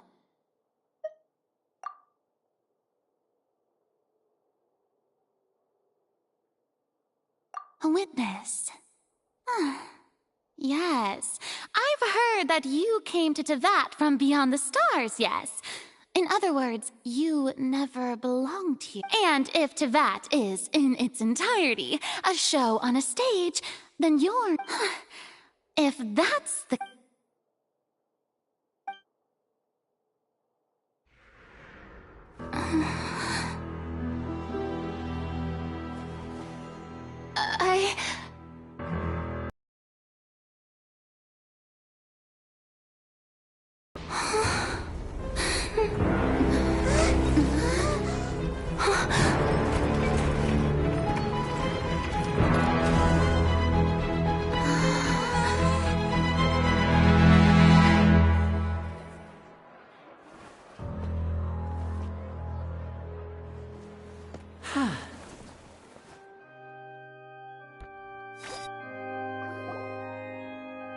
Ladies and gentlemen, This concludes my opening performance. Now, without further ado, we may proceed to the trial of our god.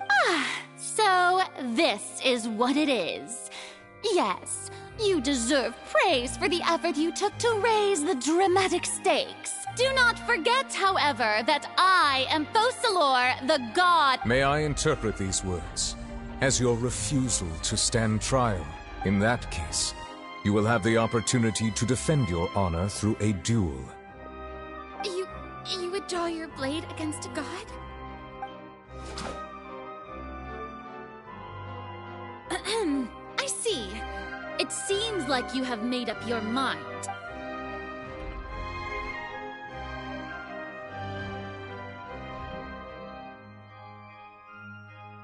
Paimon can't believe it. She just surrendered. What the heck is going on? Did I just see an Archon surrender to a human? Wow, how utterly humiliating. Lady Farina, what is the meaning of... Shh! It would seem that there has been a misunderstanding. To be looking for excuses again. I raised my hands just now to indicate my acceptance of the trial. No duel shall be. I will admit that I've been running away for a long time. I'm sorry, everyone. I was unable to protect the people of Poisson. It is my duty to stand trial for my crimes. You are not the only ones to be disappointed in me. I, too, am exceedingly disappointed in myself. But now, it is time for the Hydro Archon to show you her courage and resolve. I, Farina, will use this trial to show the world the true meaning of justice! This time, I will protect you. Applaud and rejoice! One of the most outrageous and fantastical arcs known to the opera epiclese is now unfolding before your eyes. Mark my words. This shall be one of the most exhilarating and brilliant shows ever to grace the stage of Fontaine! The trial... Woohoo! Oh, now we're making history! Why does it feel like Farina just took over the whole thing? Like, come on! Didn't she just get forced to stand trial for her? Also, even though she's still acting super dramatic, she is taking this seriously this time, right? All right, then. Who will be... The court asks the prosecutor to please take the stand. Is that so? Very well. Then please speak, witness of Tivat, my accuser and fated opponent.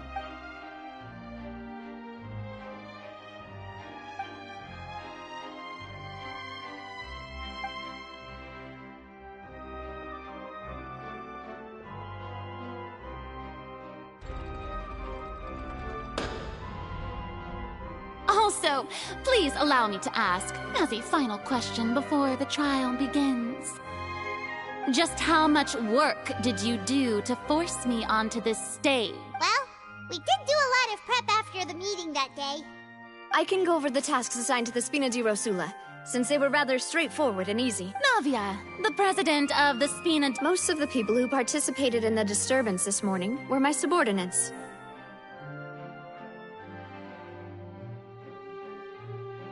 They changed into plain clothes and came to the Opera House as regular audience members, waiting for the perfect opportunity to incite insurrection against you.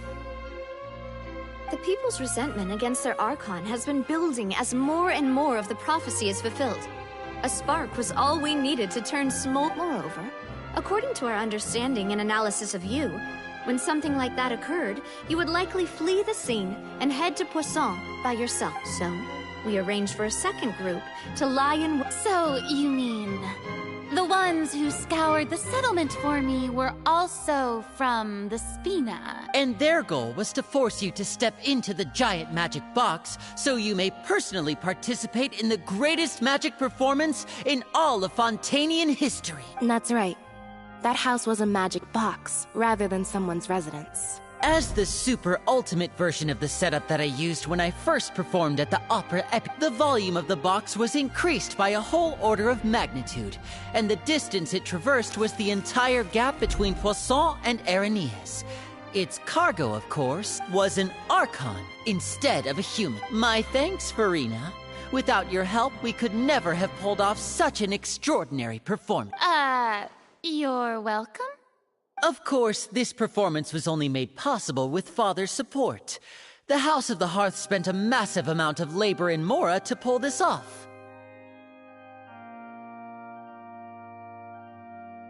We had to select a location, construct the giant magic box, dig a tunnel, and open up a path through the water.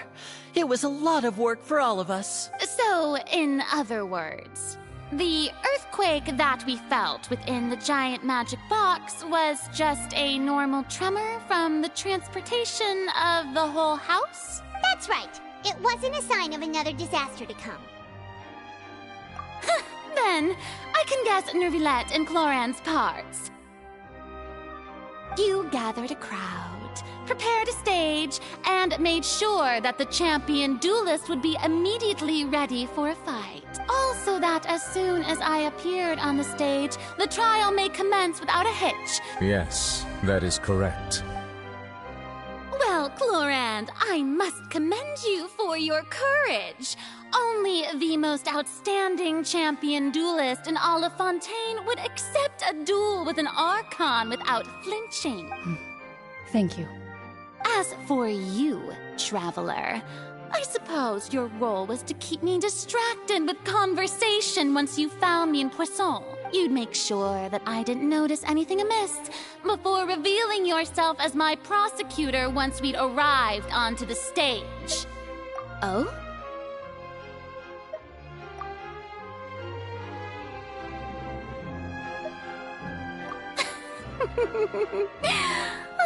Is that so? Then I suppose I must have missed my final chance. It's fine. It matters not. What's done is done. The stage is already set, so there's no reason to disappoint the audience. Let's see this trial.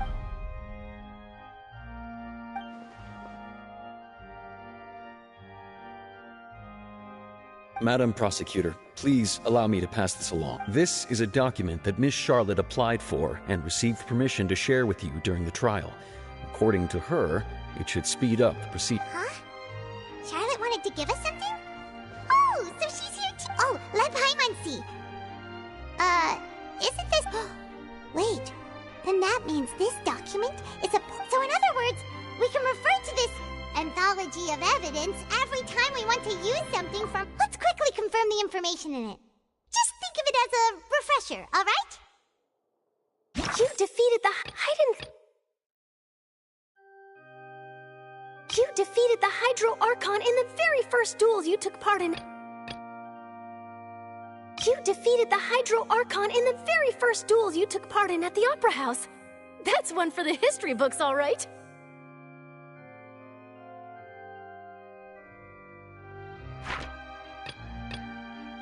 I didn't think that you'd wind up getting to the bottom of the case I'd been following all this time. I guess you could also see this as a happy coincidence. This is the first time Monsieur Nervilette had a difference of opinion with the Oratrice. Even the Hydro Archon can't figure it out.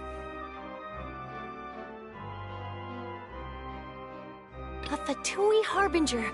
She's an extraordinary person. Her instinct must mean something.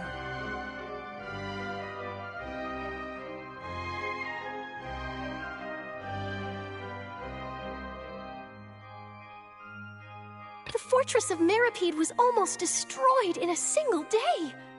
That I didn't witness that scene personally will always be a source of professional regret, I think. According to Monsieur Nervilette, both Child and that whale should have been in the primordial sea at that time.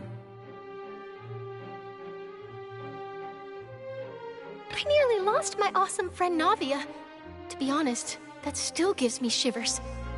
The words of someone as extraordinary as a witch can probably only be truly understood when something surreal happens to you.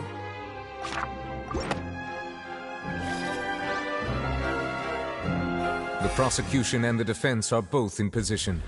The trial shall now begin. Oh, come on, nervy leg. Just fast forward to the part. Of course, it is only natural for humans to... That's true, but my charge here is unrelated to your conduct as an Archon. Instead, I would like to charge you as a fraud, who's never been the Archon in the first place. Wait, what was that? Lady Farina's a fraud?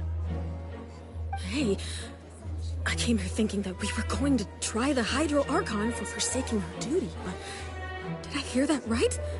She's not our Archon at all? Charge accepted. Lady Farina, do you plead guilty to the charge? Lady Farina. I plead not guilty. How can I be guilty? There is no way that I, Focalor, otherwise known as Farina de Fontaine, a member of the Seven and the Regina of all waters, kindreds, peoples, and laws of Fontaine, could be anything other than your true Archon. Yeah, even though Lady Farina can be rather eccentric, isn't it? Yeah, I've never questioned her identity either. Sure, Lady Farina can be super irresponsible, but what grounds does that prosecutor have to make such a huge claim? I have cause to believe that common sense will prevail in this case. Many of the members of the audience have known me as the Hydro Archon ever since they were born. There would be no fooling their memory. See? Even the Oratrice has decided to show me its favor. Are you sure you want to commit to a charge that will never be upheld? If you wish to drop the case, I can promise you as the god of justice that you will... An argument with near impossible odds, huh? We have to not only refute Farina's claims, but also overturn the long-held beliefs of the people. Well, I tried to give you the chance to surrender. If you must persist, then let me ask. If you believe I'm not the Archon, then what manner of being do you think I am? And if I was not the Archon, then how did I manage to live for over 500 years?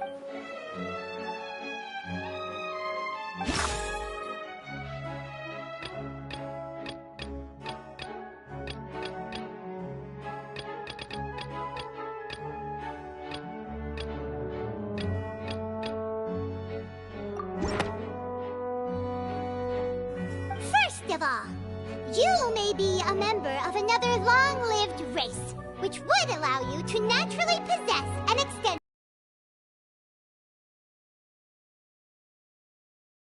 There could be other ways to extend your life. Who gave you that idea?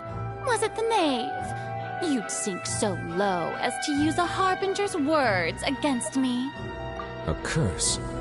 I once thought it possible that the aura of an Archon might naturally resemble a type of curse. But in light of this claim, perhaps what I sensed was not your divinity, but a curse after all. You sensed it too, huh, Nervalet? Lady Farina is actually a human? Well, it is true that it's extremely difficult to tell humans and gods apart just by looking at them. It's not impossible.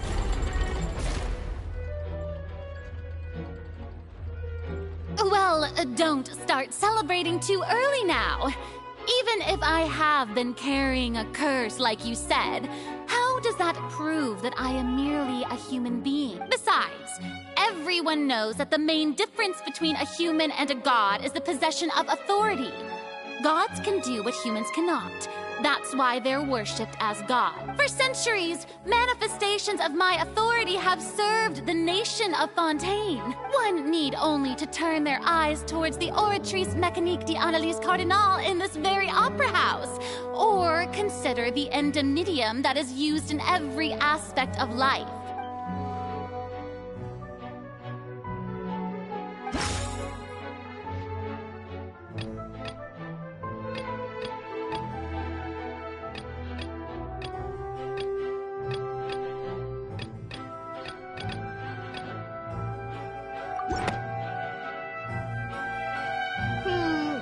doesn't sound right.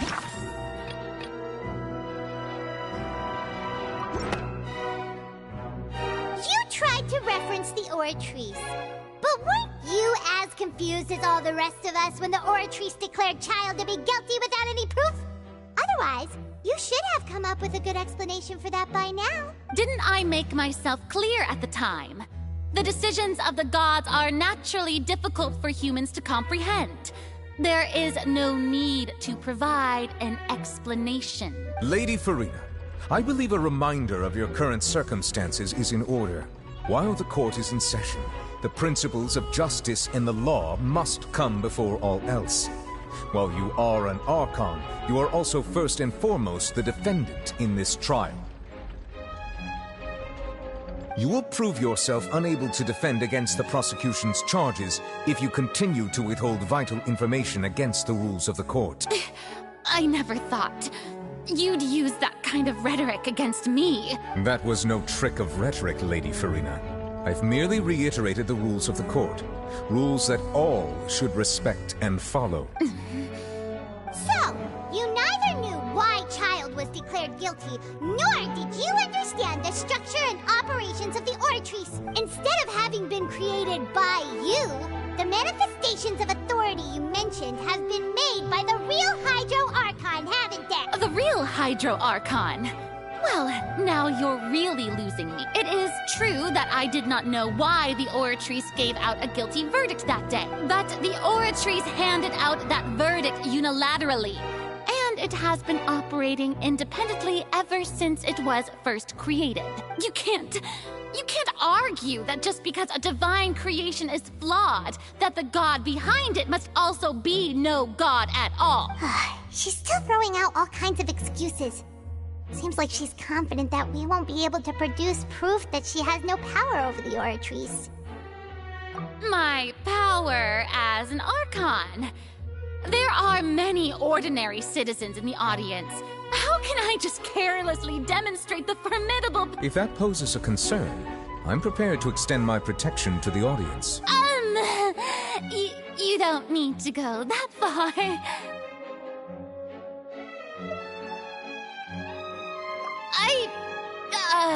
Aren't you the Hydro Archon? Or is it that you can't even wield the power of Hydro, much less the authority of a god? Indemnitium! Yes! It's all because of Indemnitium! All Archons derive their power from the faith of the people, and I've converted the people's faith in justice into Indemnitium! Thus did I give up all of my divine power to provide everyone with energy for their daily lives. Have you ever seen a more magnanimous god? Isn't that a huge stretch? Yeah, no matter how generous an Archon can be, how could they give up all their power? Can a god with no power even still be called a god? It seems like nobody's buying Farina's excuse. Hey, come now, everyone. Please don't. I'm still the same Farina, you please. You've got to believe me. If what the prosecutor said is true, she really has committed a grave offense. Did she deceive all of us? And all of our parents and grandparents too? And all of our ancestors? Ever since they were born? Enough. That's enough. Tell me then, if you have no evidence of another Hydro Archon's existence, nor can you find anyone who can back up their claim to be such, then what grounds have you to say that I'm not actually the real deal? Wow, she came up with yet another argument.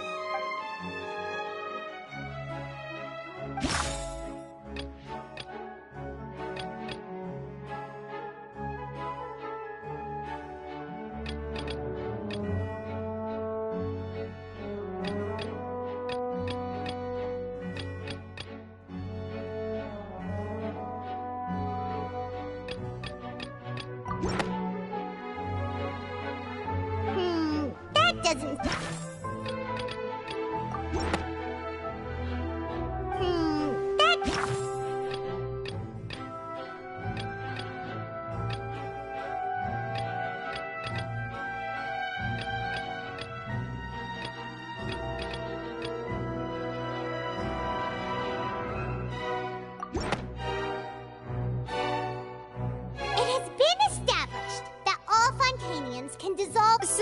insist on claiming to be a god and not a human, then there's a method that you can use right here and now to eliminate all suspicions of you being the latter. Miss Navia, please apply to serve as a temporary attorney for the prosecution before addressing the court.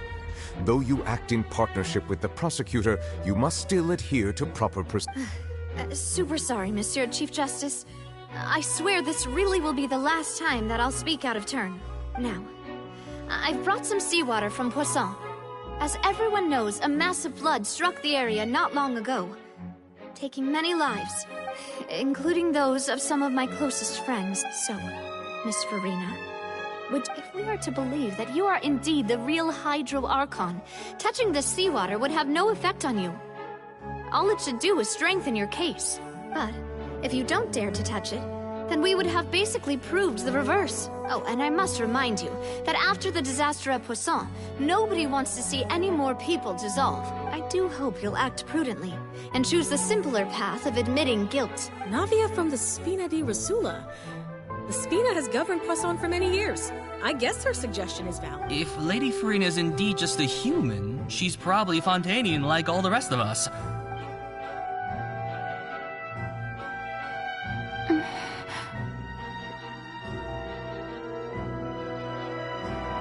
Lady Farina, this test has been unilaterally proposed by the prosecution. As it falls outside the realm of standard court proceedings, you possess the right to decline participation. Well, of course he had to tell her that.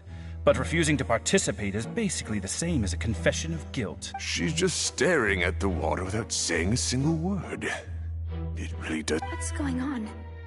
Is she really planning to... That's not what we thought she would... Due to the inherent risk of the test, Lady Farina. Hey!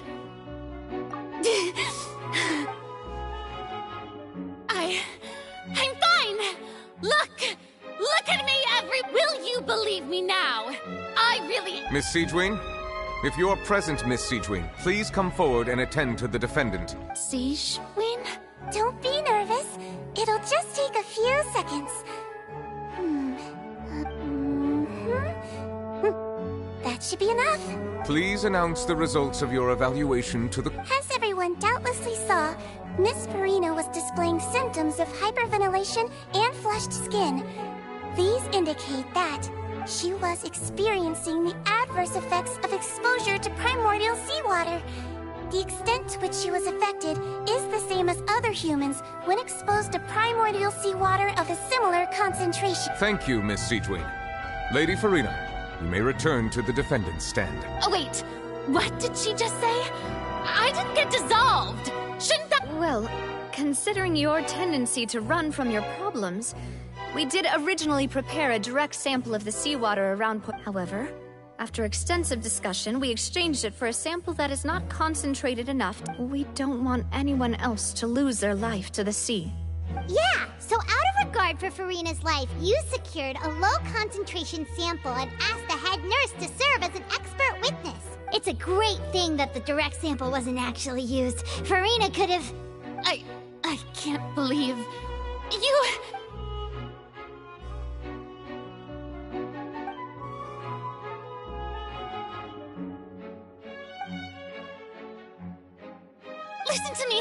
Listen to me, everyone. Please don't give me such cold and disdainful looks. What happened just now didn't prove a single thing. Think about it. How can you conclusively prove that an Archon can't also be affected by the prime? Also, if I was really just a human, why would I dare to just put my hand in that kind of water?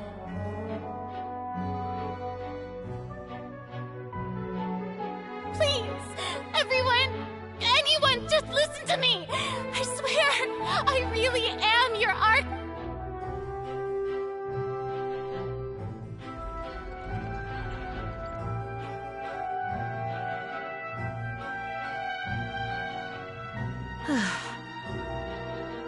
I don't think anything she says at this point will sway anyone. The odds are just too stacked against her now. With all the things that have been said, Hyman doesn't think there's any way left for Farina. I believe the time for arguments and presentation of evidence has come to an end. If there are no objections, we will move on to the final judgment.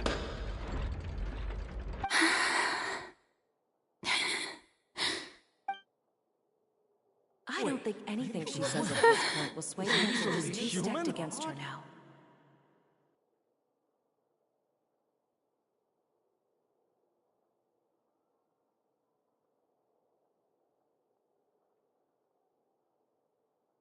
In my capacity as Chief Justice, I shall now render judgment on Farina's misrepresentation of herself as the Archon of Fontaine. As a human who knowingly deceived her fellow citizens, Farina is guilty.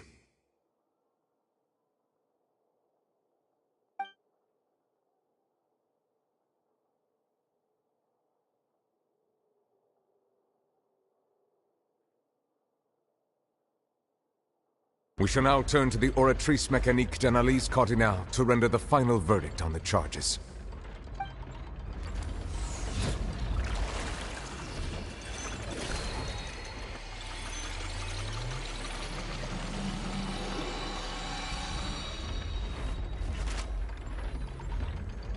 According to the judgment of the Oratrice Mécanique d'Analyse Cardinale, Farina is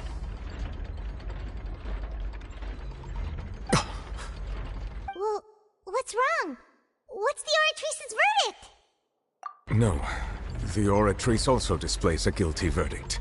Isn't that correct then? However, the exact wording of the verdict is thus: the Hydro Archon, guilty to be punished via the death sentence.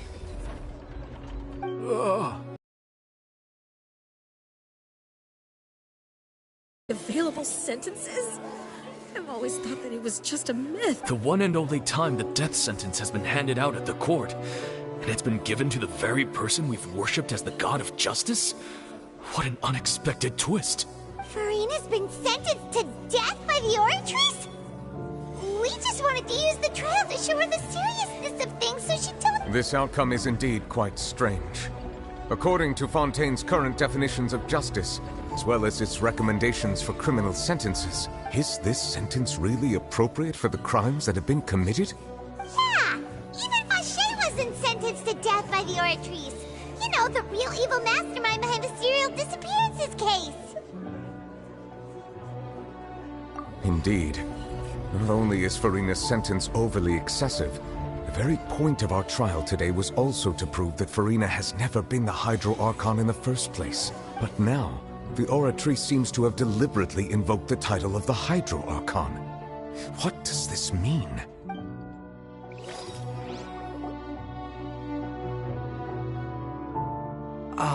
Excuse me, if I may interrupt. Is the trial still going? Fremine! You finally made it. I assume this means you've completed your mission? Mm-hmm. Any mission Father assigns to me will always be top priority. Is that the first prophecy slate? Huh. So the knave privately arranged for Fremine to try— I looked everywhere and finally found it at the bottom of the sea. It took me a long time to get around some dangerous stretches of water. But has the trial already concluded? Then doesn't that mean I've come too late? Thank you for your hard work, Mr. Fremine. Please allow me to review the record left on the slate. Traveler, I believe that you have already seen the other existing slates. I would like you to come here. Huh? So what do you see? What is it?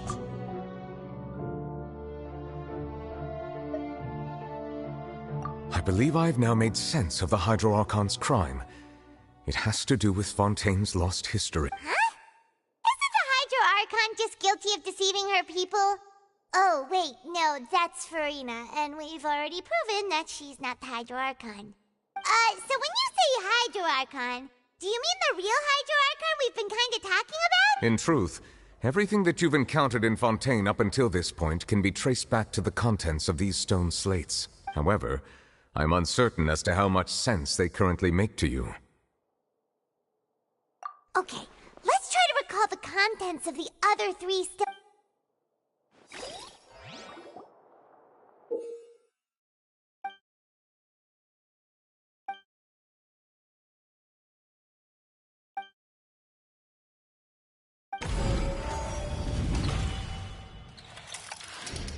The first stone slate describes what you just said. It seems to show the previous Hydro Archon using her divine power, and then the Oceanids turn into humans.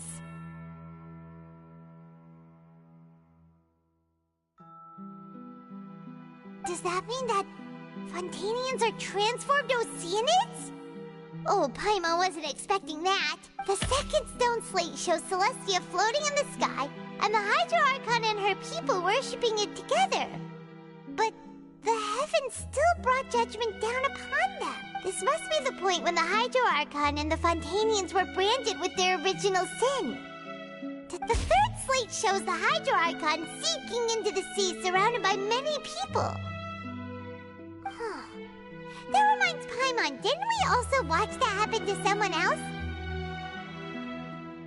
Well, the fourth slate is the prophecy the Fontanians have been talking about. People dissolving into the sea, the Hydro Archon. They didn't believe that such a crazy disaster could happen.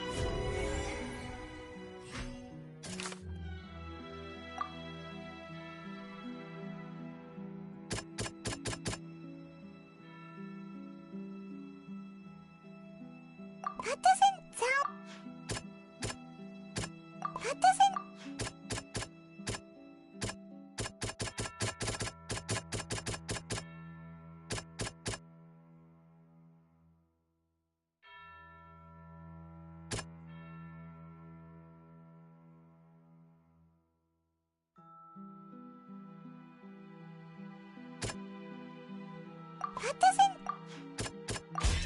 We know from the case of the serial disappearances of young women that Fontanians can be dissolved in primordial seawater. And this might be the reason that Fontanians can dissolve.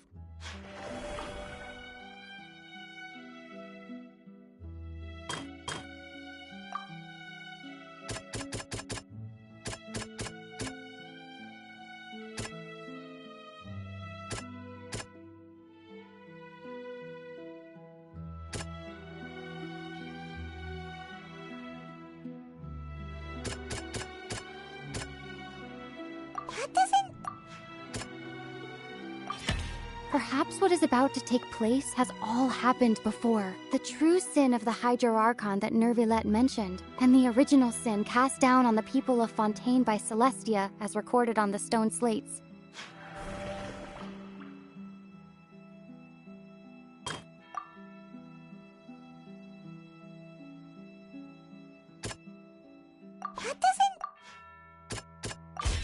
It's not as simple as falling into the sea. When Navia fell into the sea, her consciousness was subjected to judgment. The stone slates show the people gathered around the Hydro Archon in the sea. Could that be alluding to the same thing?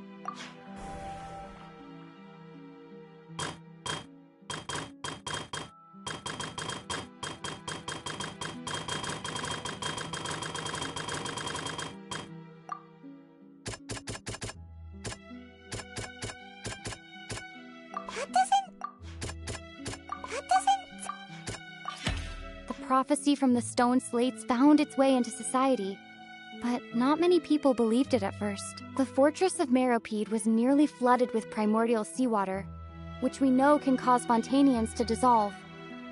It seems increasingly likely that the prophecy may come true. If we hadn't dealt with it in time, things could have gone very badly.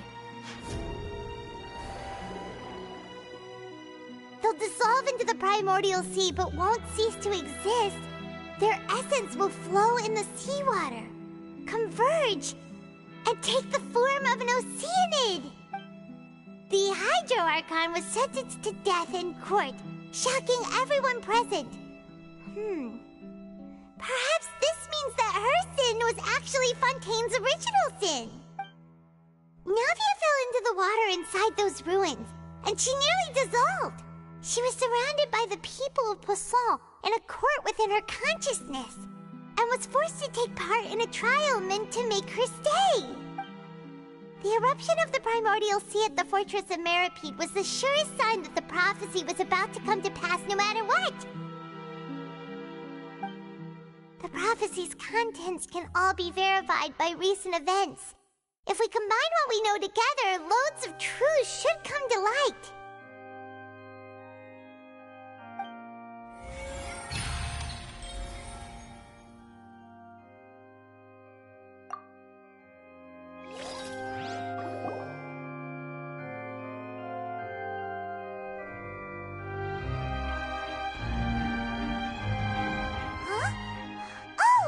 Gets it now, so that's how. But then it feels like we're. Let's hear them.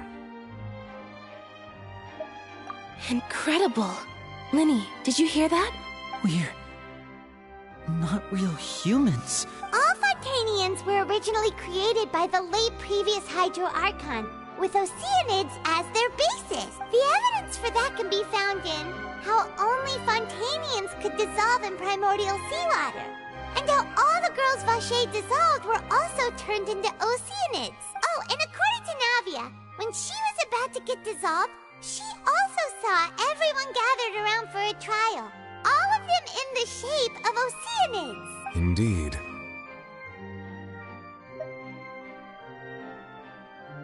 Yeah, and it follows from the content of the first slate that she probably anchored Celestia by creating humans without prior permission. That could also explain why the Oratrice judged the Hydro Archon to be guilty. It's to account for that ancient sin. The Hydro Archon's true sin was creating us? And yet, after many hundreds of years, the Hydro Archon's creations have turned around to try to judge the Archon within the Opera Epiclese. The twists of history are often the most unexpected of all. Yeah! Isn't the image here just like when Navia fell into the sea? So wouldn't it be trying to show the image of the Hydro Archon also falling into the sea once the prophecy has been fulfilled in the fourth slate? In the end, the people will all be dissolved into the waters, and only the Hydro Did Paimon get all that right? You've made some keen deductions. I must say, given how much you still don't know, it is impressive that you've already managed to connect so many pieces of the truth. However, while you were able to decode all the information on the slates, they've also been etched with an additional layer of hidden information using a different power source. When we were at the ruins, I tried to decipher the hidden information recorded in the slates. But since we only had 3 slates now that the slate collection is complete,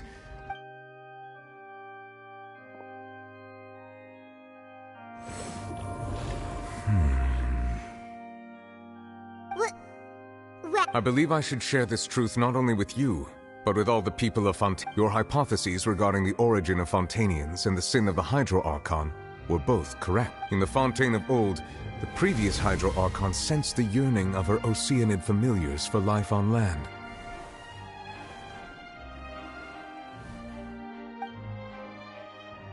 The Oceanids were enamored with the beauty and romanticism of human beings, and wishing to have those experiences for themselves, expressed to the Hydro Archon their desire to become of a similar kind. However, even though water as an element is intricately linked with the power of life, the Hydro Archon, as one of the 7, did not possess the authority to create a new form of human life. Not one to give in, she eventually found a way to create permanent humanoid bodies for her familiars by appropriating the power of this planet's primordial sea. She poured primordial seawater into the Oceanids' blood vessels, creating humanoid mimics in the process. But if Fontanians were to ever come into direct contact with water from the primordial sea, the power within their bodies would escape these artificial restraints and return to the sea. Of course, the Hydro Archon never received permission from the heavenly principles to create a new human race. And thus, the Hydro Archon and all of her creations came to shoulder the original sin of appropriating the power of the primordial sea. That is the true history of how the people of Fontaine first came into being. So we were all Oceanids? sentience before we turned into human beings? That's way too much information for me. I think I'm just going to pretend that I never heard a single thing. Wait, but if that's the truth, we can't let the Hydro Archon be sentenced to death. After all, her only sin was creating us. This really might be too much information for your regular Fontanian, but it does answer a lot of our questions. Alas, your hypothesis regarding the third and fourth stone slates was inaccurate. A key point of the visual on the third slate is how all the individuals depicted in the water are humans rather than Oceanids. They have not been dissolved, which implies that the water depicted in this slate is not water from the primordial sea. The nation of Fontaine is the nation of Hydro, as well as the nation of Trials and Justice. Instead of being the literal element, the water in the scene symbolizes judgment and justice. You may also recall Navia's experience. When she fell into the sea, her consciousness was surrounded by that of many others who intended to hold a trial to determine her fate. Therefore, the meaning of the third slate is that of justice. Yes, it refers to our present situation. I think I'm following now. So, what you're saying is, even though we decided to put on this trial to avoid fulfilling the prophecy, in truth, everything we've done has happened exactly as the prophecy foretold. So now, it seems, we're the ones making sure it comes true. What should we do? Huh. No matter what, the prophecy will be fulfilled. Is this what it feels like to be a prisoner of fate? If that's the case, does that mean the scene in the fourth slate will also be fulfilled soon? Traveler, I would like to point out another small fallacy in your deductions. About the fourth slate, you probably thought that the eruption of primordial seawater beneath the fortress of Meropide served as the surest sign that the prophecy was about to come to pass, yet? However, I believe that rather than being a sure sign, that eruption could in fact only be a small warning of something far worse to come. As for the root cause of the catastrophe, I believe you've already encountered it once before.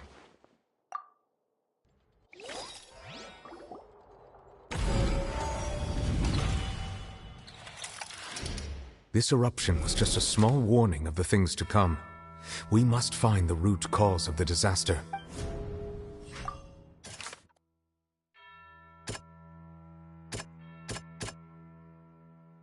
That doesn't sound...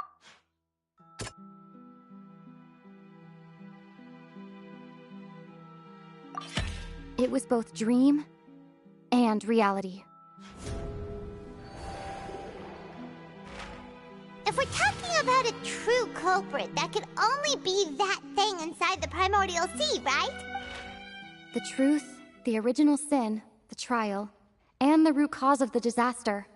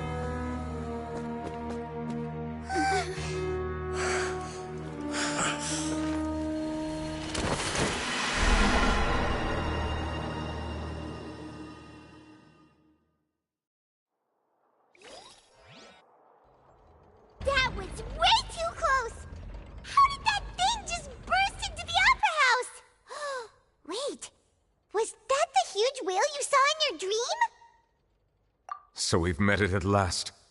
I understand very well why it has chosen to make an appearance here. That whale does not belong to Tevat. It is a monster that has traversed the stars, weeping all the while. It has been greedily consuming the energy from the planet's primordial sea, using it to grow. That is the main cause for the rising sea levels. And once it has finished consuming all of the energy contained within the sea, its next step will be... You said that when the Hydro Archon first created Fontanians out of Oceanids, she filled their blood vessels with primordial seawater. Precisely. That whale finds the blood of Fontanians nigh impossible to resist. Therefore, when it left the primordial sea, it decided to make its next stop a packed opera house full of food. Food in the form of Fontanians. We just barely managed to push it back, right? In that case, won't it come back to target the people again once it's managed to recover its strength? That is correct. Indeed, it is more accurate to say that we should thank that Harbinger for buying us some time. Without him, the whale would have likely come onto land far sooner. From the way he looked, he must have been fighting the creature for quite a long time. That battle maniac. We've always known that he had a special connection with that whale, but we definitely didn't expect it to help us out like this. Anyway, now that we know that this whale is the actual cause of the disaster recorded in the prophecy, all we need to do to stop the prophecy would be to find a way to beat it up, right? It is too late. It had already absorbed too much of the primordial sea's energy before we could notice it. At this point, it has become practically integrated with the sea itself. Even if the entirety of Tevat were to be destroyed, it could still survive and swim off towards some other world. That's not something I will accept. We've already done everything we can, and we even found the true culprit. We've come so far. You can't just tell me that the last hurdle is some impossible foe. That's just not fair. Indeed. That's not how a grand performance should end. I'll fight it to the end. No matter what. So the prophecy will be fulfilled no matter what, huh?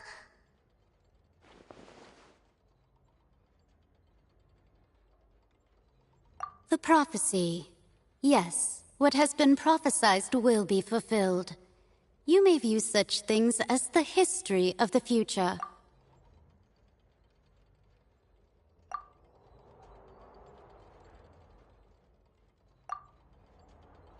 Just as prophecies are usually only the future as seen from the perspectives of the gods, could things be happening in hidden corners where the gods' gaze does not fall? Ultimately, fate shall serve as your only guide, no matter what will happen in Tevat's future.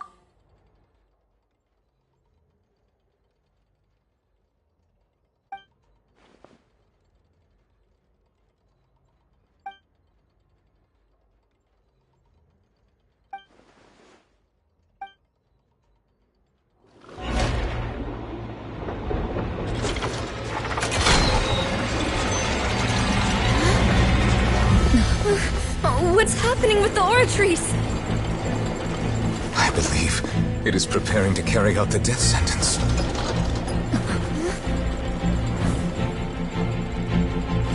Marina!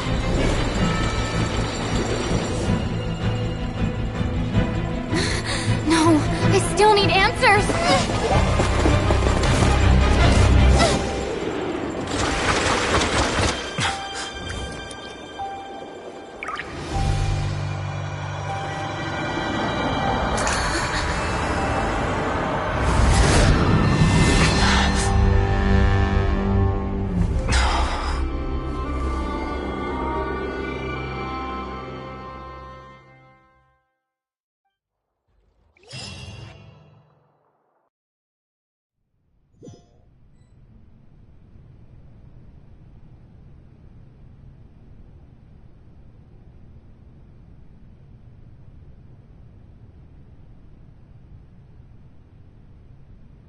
You...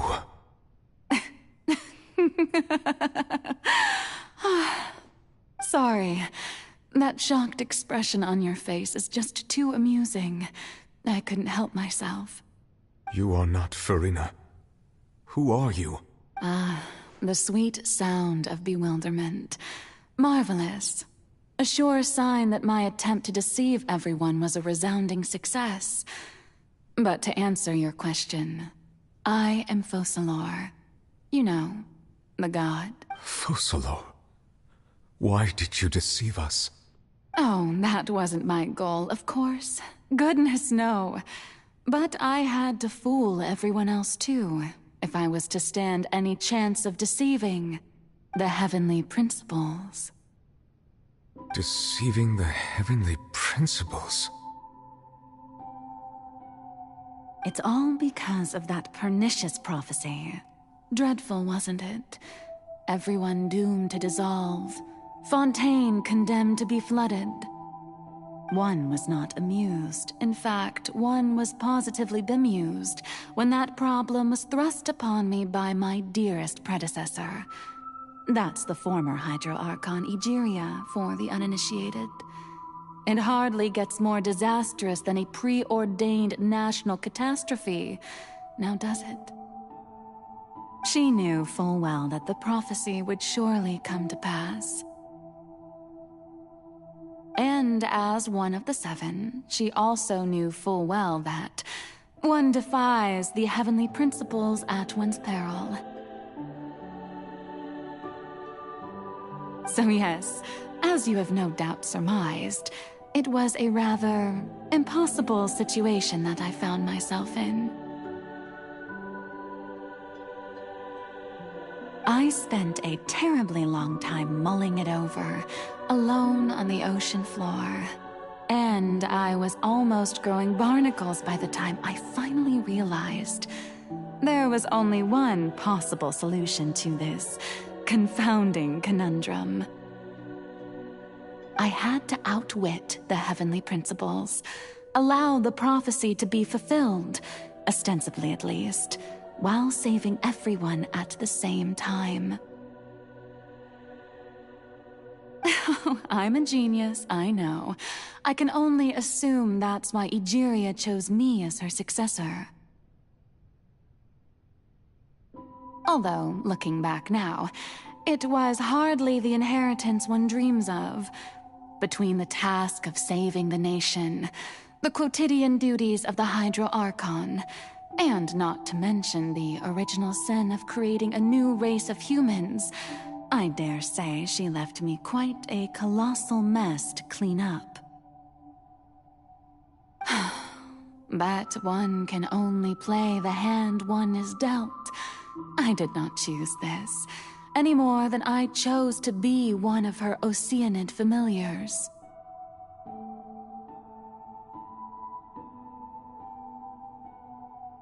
So you were also once one of the Oceanids, transformed into a human by Egeria's hand. Yes, I was. I always dreamed of becoming human. And I still do, even now. In my eyes, to be human is to be part of the greatest opera ever known.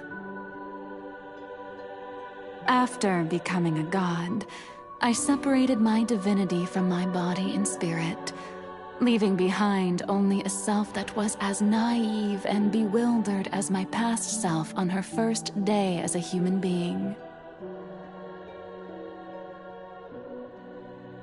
The me you see before you now is that divinity, and the human counterpart I left behind, I named Furina. She could feel joy, sorrow, and everything in between.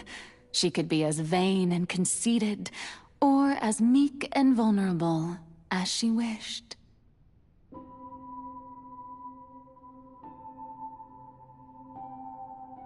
Her strengths were of a kind only a human could possess, as were her shortcomings. But in my eyes, Furina's humanity was what made her perfect. She was perfectly human in every way, the person I always wanted to be. Anyway, so then I cursed her. All part of the plan, of course. The plan to deceive the heavenly principles.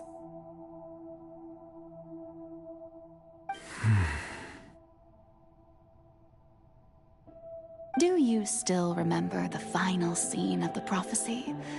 The Hydra Archon, alone, weeping on her throne. In order that the prophecy might appear fulfilled, I invited Furina to be an actress, to play the part of the Hydra Archon in the prophecy. Under the curse I placed on her, so long as I, Focalor's divinity, continued to exist, she could not die. But nor was she free to live her life in the pursuit of happiness.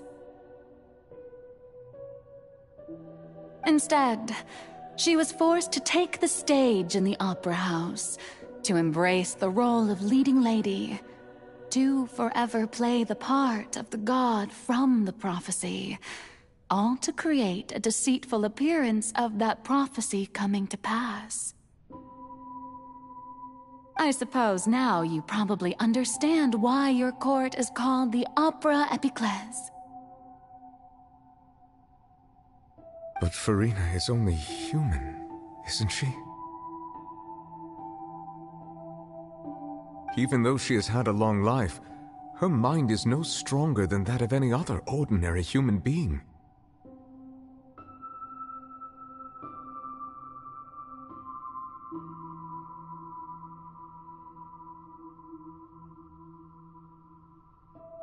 I cannot begin to fathom what she has had to endure. It must have been torture for her. It has indeed. And although she is, in a sense, me in human form, I most definitely owe her an apology for it. It's been 500 years. And all along, she's been playing her part in the most unimaginably long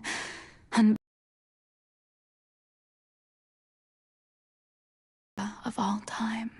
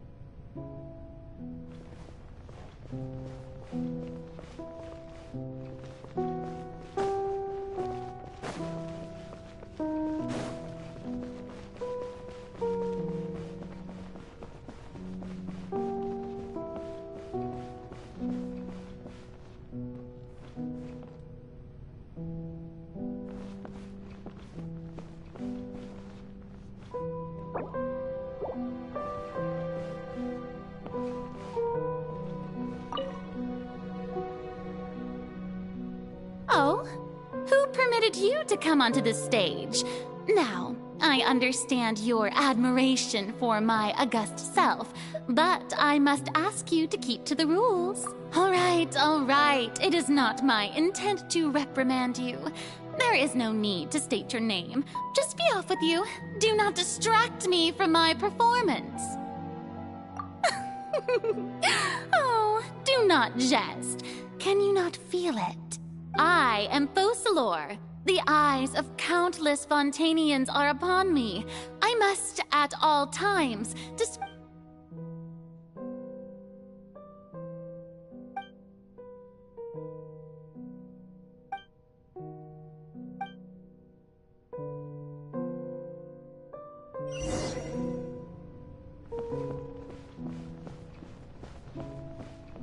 Dear our audience.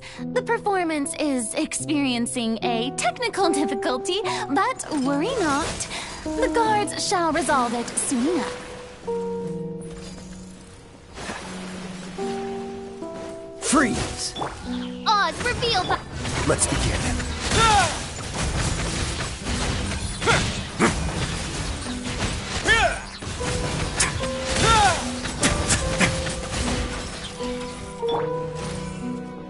Hey, what gives? The audience is still watching me, you know. Guards? Wait, where are the guards? Guards! Don't get frostbite. By royal decree. Dodge this.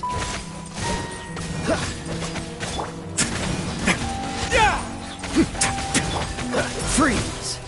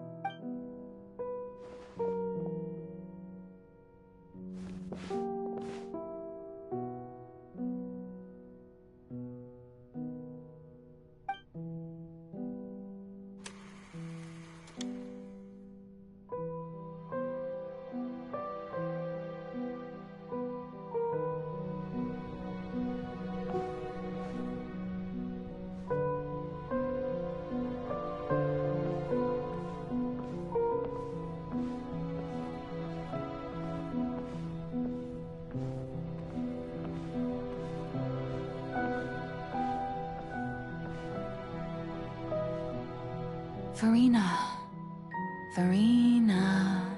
Huh? Who's that? Who's calling me? Where are you? Be not nervous. Be not afraid. I am before you. Wait a moment. You're... near me? How can this be? Mirror you, huh?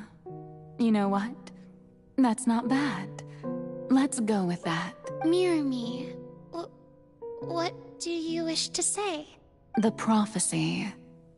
Have you heard of it? What prophecy? Wait. I know.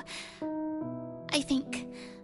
I don't know why, but it's in my head somehow. The people will all be dissolved. Oh, very good. You know it well. What's going on? I can't seem to remember anything clearly. The only thing I know for sure is this prophecy. Will it really come to pass? Yes, it will. And that is why I've come to you. Disaster will come to Fontaine sooner or later. But doesn't that mean everyone will die?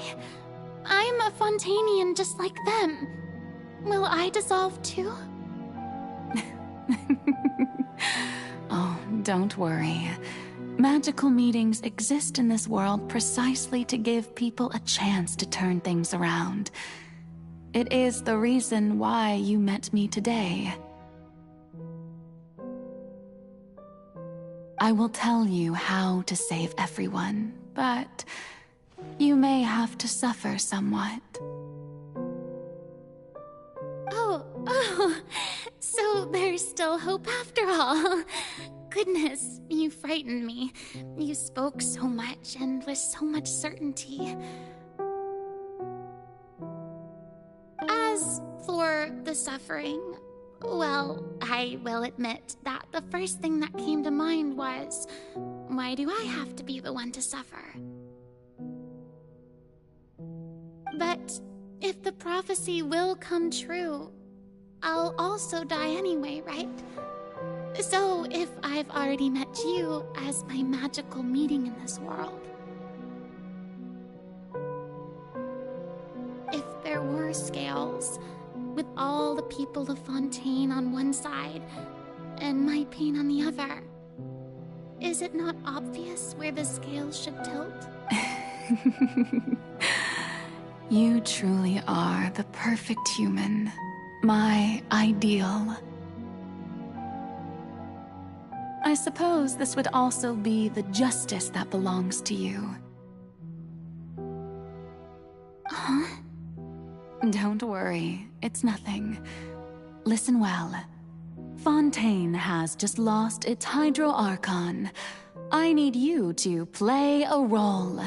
That of the new Archon. Play as a god? That's right. You must begin a never-ending masquerade. You must never let anyone suspect your identity. If you can keep it up, then I shall have my way of defying this prophecy. But how will I do this? A human assuming the role of a god without being exposed. Don't worry. What you must do is not to turn yourself into a real god. You simply need to play the role of a god as humans imagine them to be. Being a human yourself, I'm sure you already know what such an entity would be like.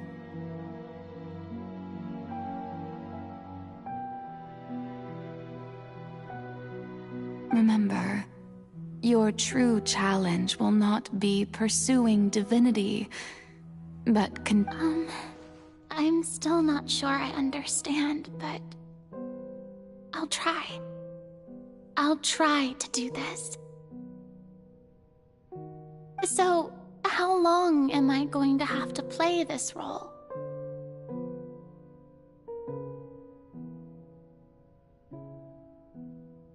To accomplish this mission, you will have to stay on the stage for many, many years.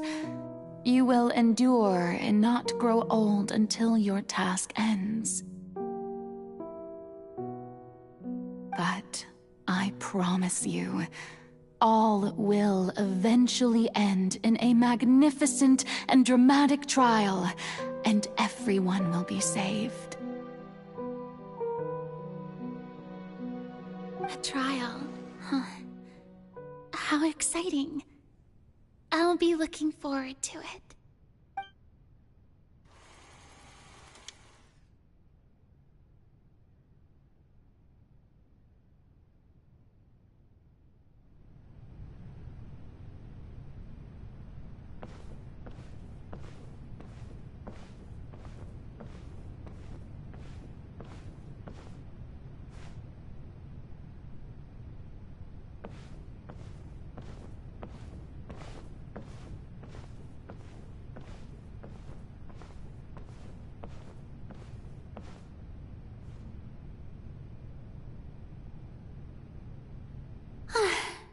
The Maison Cardinalise has announced my accession, but this is my first time. What should I say to most appear like a god?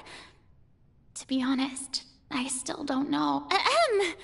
Ladies and gentlemen, good evening, and welcome to the Opera Epiclese. I'm sure you've all heard about how I have taken on the role of Hydro Archon.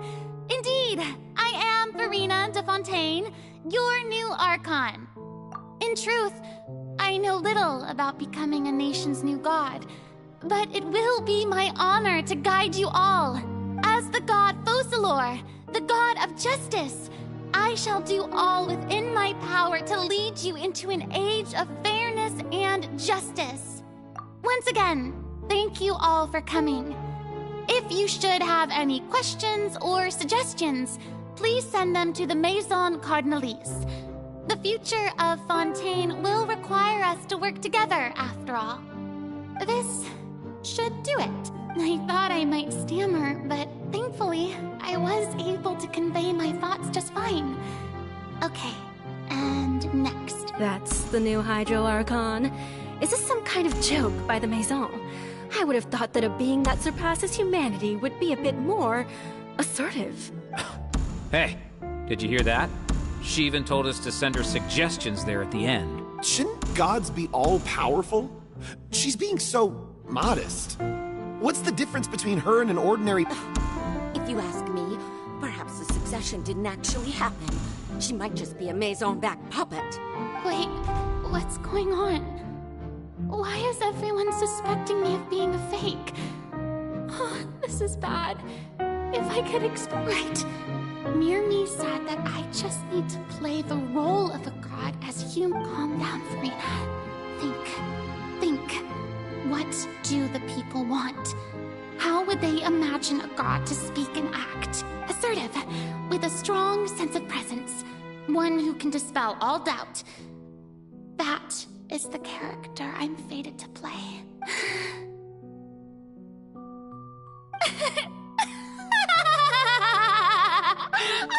Oh, very good, my people. Only ones such as you are deserving of my rule. Now, I was wondering, if some weak puppet were to one day come onto the stage and claim ownership of this opera house, would the children of Fontaine follow them? Well, it seems that you would all see right through them. Having passed my test, you are qualified to witness wondrous trials alongside my august self, here in this opera house. You may consider my previous act a door gift of sorts. I thought it was a debut that suited the atmosphere. Now then, let us be reintroduced. Ah, so that was just a performance. How could I have forgotten that we were inside an opera house? Quite shocking, to be honest, but I suppose it's a better look than before. Such a fascinating and bold deity. How wonderful! Our future may yet be bright after all. It seems I've turned them around. Best follow this flow and restart my accession speech. My dear people, whether you acknowledge me or not, whether you trust me or nay, I say to you, keep faith in your ardor for justice. We have heard it said that this nation's sins can no longer be washed away. Well, I say that justice is most fragrant when it blooms amid sin. The scales of justice should not weigh heavy in the hands of its God. On one side, it must carry fairness and justice. And on the other, praise and applause. May law be the prayer on our lips. May judgment be our worship. Let us light the fires and drink to the future of Fontaine. There is no trouble in this world that justice cannot solve.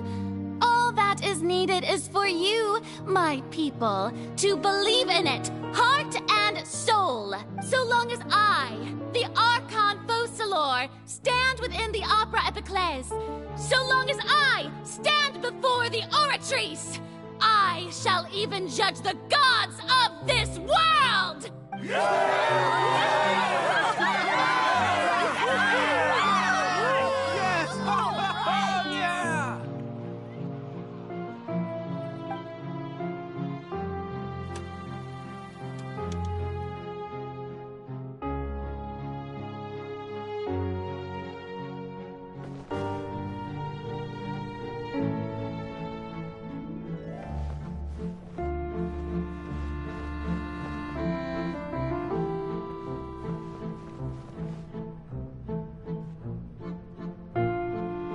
Lady Farina, here are today's case reports, as well as a summary of the follow-up for your perusal. Come now, was I not just at the Opera House in person? Leave these kinds of things to Neuvillette. Besides, none of these trials were the one that I'm looking forward to. If I may be so impertinent, what kind of trial are you truly looking forward to? A magnificent, dramatic, and wondrous trial. A trial to end all things. That's true. I fear I lack the ability to grasp your divine thought, Lady Archon. No need for fright, and do not take what I said before too seriously. Go now.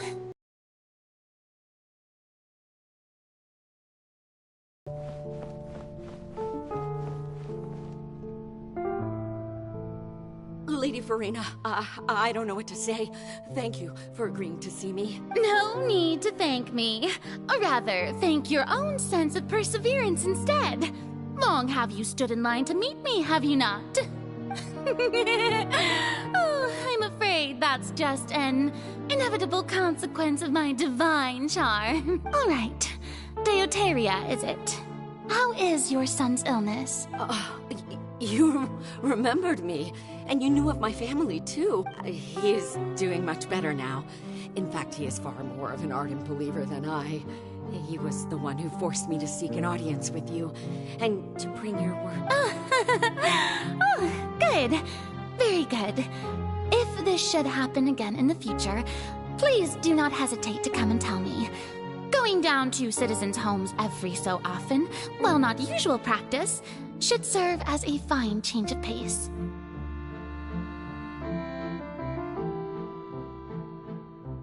Ah, you're such a gentle and wise god. Thank you once again.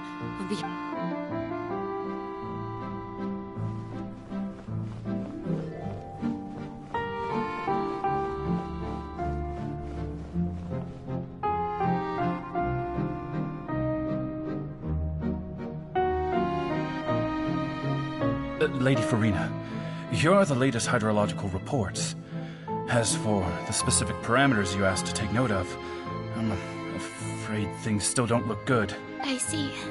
It's as I thought then. As your god, I did already expect this, but all manner of signs indicate that the prophecy will still come to pass. Forget it. That's not something you... Well, as I understand it, the Fontaine Research Institute is also trying to find a way to counter the rising water levels. Really? Have they found anything? I'm afraid that they haven't found any effective solution thus far. Oh, is that so? Well, no wonder. This issue has reached the realm of the...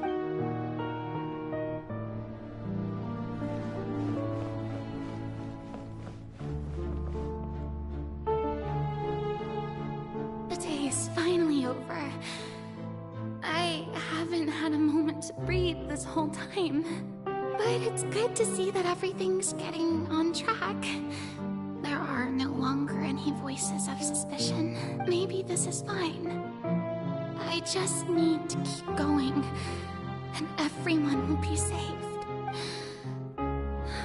Alright, Farina, don't think too hard about this. You need rest.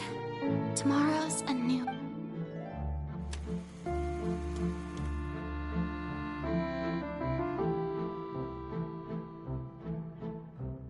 Lady Farina, here are the new trial reports for the latest cases, as well as a summary of the follow-up.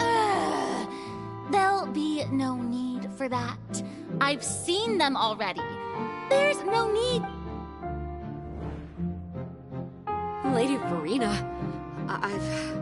Indeed, my dear, loyal citizen. This Lady Farina, we're detecting significant hydrological anomalies near Poisson. Understood. Keep monitoring. Keep me informed should anything come up at the Institute. I don't think I let anything slip today. I just don't know when these days will end. I feel utterly exhausted. Best to rest early today, too.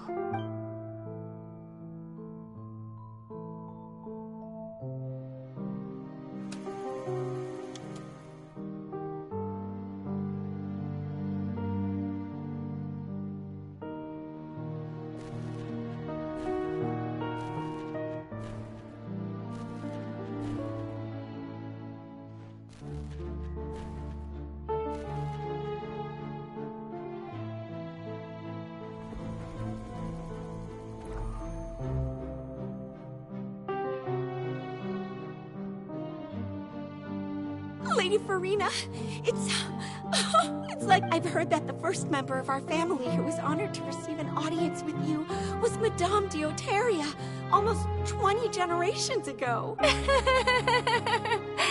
And what a fine family yours is indeed. It brings me great joy to meet such a faithful believer, a descendant of a line most ardent. Surely you exaggerate, Lady Farina. My lady? What is it, good citizen? Are you crying?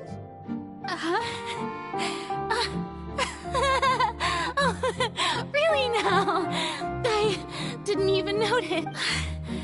This must be the overflow of hydro from my person. Well, can't quite help being the god whose dominion... No wonder. No wonder. A manifestation of your power, then. Oh, Archon, I am honored to have witnessed it. Honored indeed.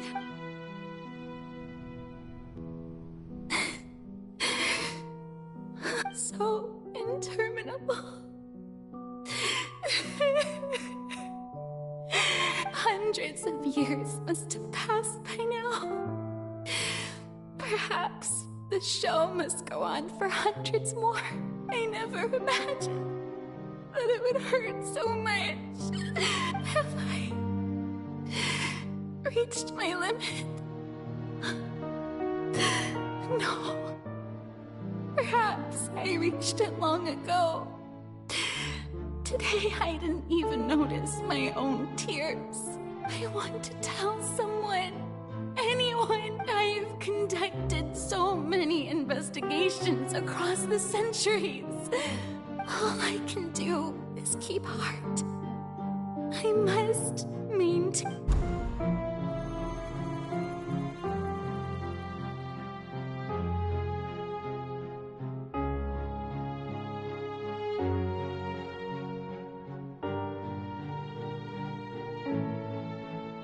Farina, you don't have to shoulder this burden alone, although I don't know what you might be keeping from everyone.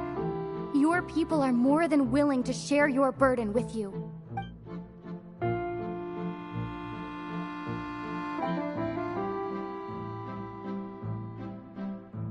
Share my burden. That's impossible. It was fated right from the start that this would be my duty alone. But even if your burden doesn't need to be shared, you can still choose to confide in someone. Just share it with me. I'm a witness. And if to that... She's right. I could, but if things don't play out as expected... No, Farina. You should... But what if... Farina, you've worked so hard for so long. Is it such an outrageous thing to do anyway? To find someone in whom you can... If you let this opportunity slip through your fingers, it might never come by again. Think about it. Long and hard.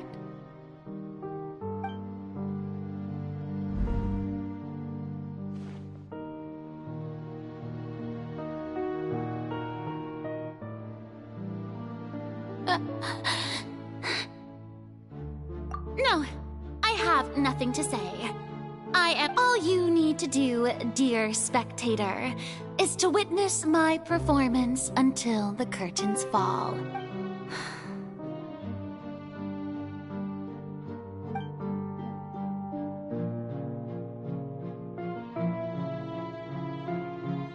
Fine.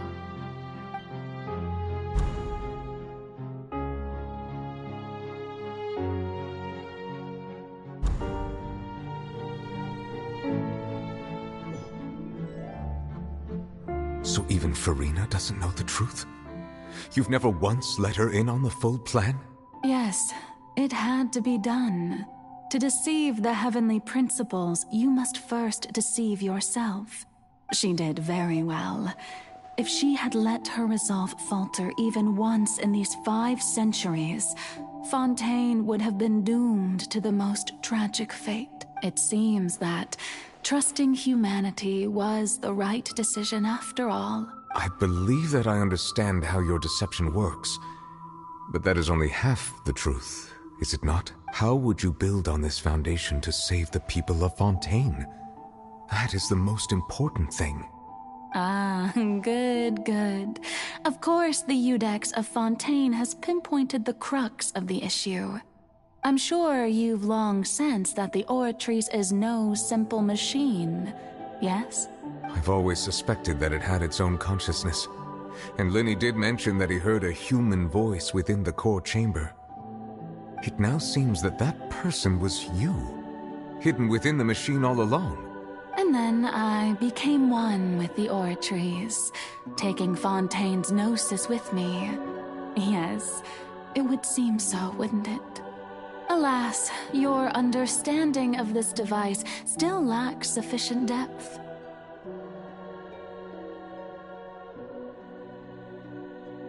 In truth, it is no enactor of justice. It is, in fact, a device created to kill the god of justice. I beg your pardon?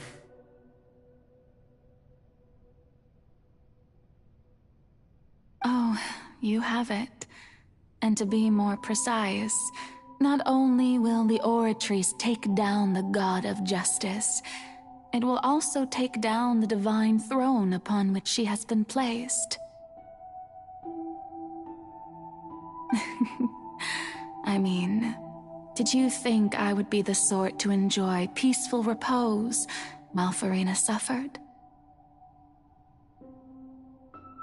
My work over these last 500 years has been to constantly accumulate indemnitium within the Oratrice.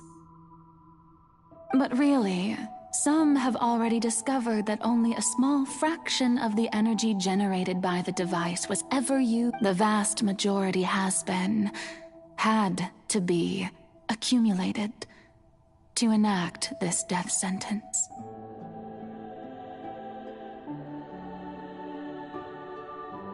It was all a part of your plan, then? Both the trial and the sentence?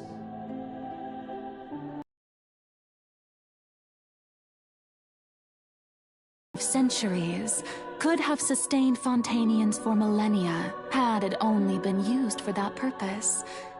Almost all of it has now been stored within the Oratrice.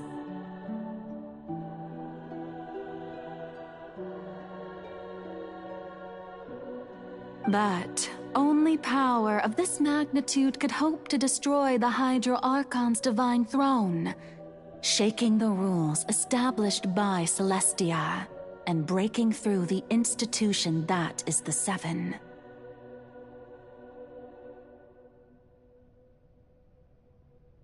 So the Oratrice's call for death was for neither Farina nor Focalor, but for the Hydro Archon.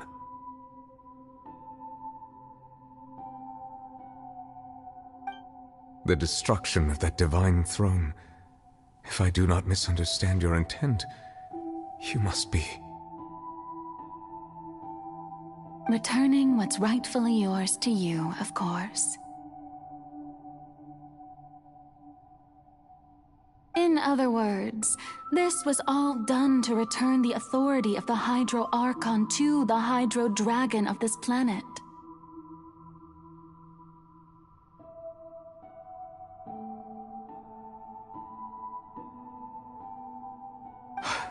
But...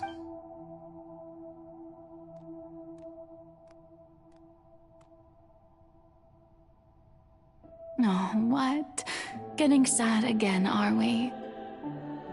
The authority of the ancient dragons shall soon be yours once more, O Hydro Dragon Sovereign. And this is the face you make. all you've done throughout the years is just so you can sacrifice yourself at the very end. I've never quite seen it that way, you know. Even now, I'm quite pleased at how well my deception worked.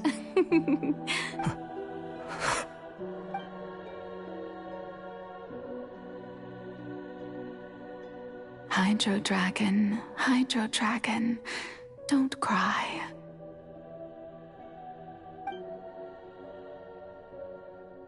I must say, Had it been within my rights, I would have loved to judge the heavenly principles themselves.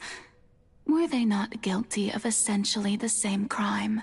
Egeria stole the power of the primordial sea, and the heavenly principles stole the power you ancient dragons possessed. I, for my part, am the god of justice. And is it not just that your original powers should be returned to you? Speaking of justice, I have always believed that justice lies in the process of pursuing human existence itself. So, if the theft of the primordial sea's might was Fontaine's original sin, then, leaving matters of procedural right and wrong aside, the descent of the Fontanians as humans and their right to exist in this world would be Fontaine's original justice. In other words, existence was Egeria's justice, and to me, justice is the continuation of that existence. Defying the prophecy and ensuring that Fontaine's people shall live on, that should be the justice enthroned over all others. At this point, we, whether it be myself or all other Fontanians, have shouldered the burden of this sin for far too long. Iudex Neuvillette, the highest judge in our land, when you regain your full power as an elemental sovereign, what verdict shall you pass upon us? So when I was invited to the court of Fontaine to serve as Iudex, I see now that that was your idea too. At last. I now understand the true purpose behind this position. In the beginning, I was uninterested in human existence. But these 5 centuries of living alongside them have gradually brought about mutual understanding between us. And I have even attempted to feel as they feel. You are a devious one, Focalors. Things being as they are, surely you know that I could never declare them to be guilty.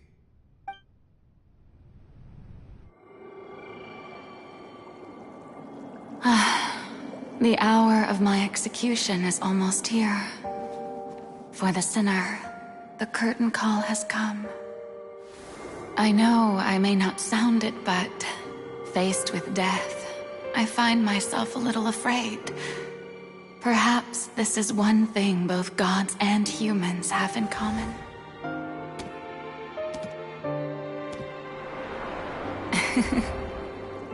Farewell, Neuvillette. I hope you've enjoyed the part you played these 500 years.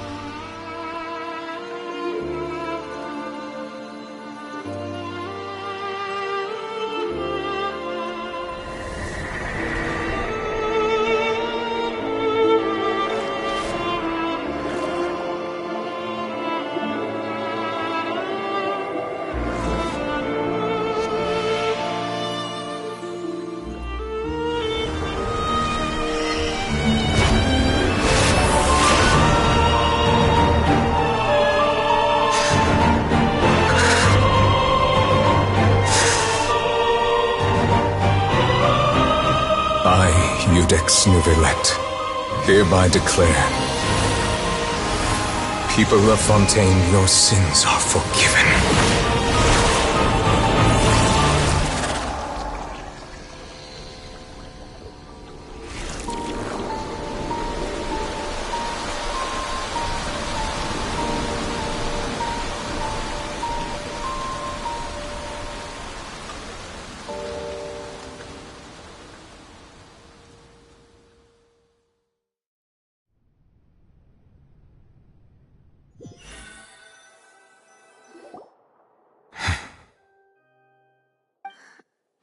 What just happened? Has the death sentence been carried out? Was that bright light some sort of misdirection? I have a feeling that something huge just happened. But since we're all still alive and haven't been dissolved, I assume whatever happened was good for us. It's time to end this. We must mete out punishment to that beast. Didn't you say just a moment ago that it can't be defeated? I have gained the strength sufficient to deal. We should seize the opportunity to pursue our quarry. Traveler, now that the oratories can no longer function, I require an executor to help me mete out justice. The root of the calamities befalling Fontaine, the beast that enacts the prophecy. Its name is the all-devouring narwhal. Come with me, traveler. The hour of execution has come.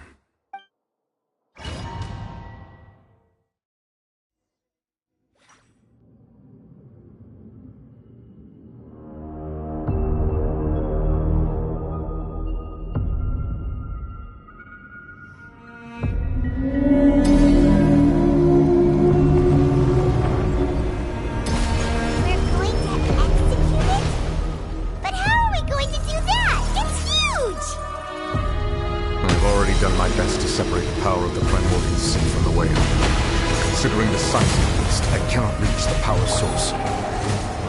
Unless we can find a way to attack it from within. I shall share a part of the ancient dragon's power with you. We shall look for a way together.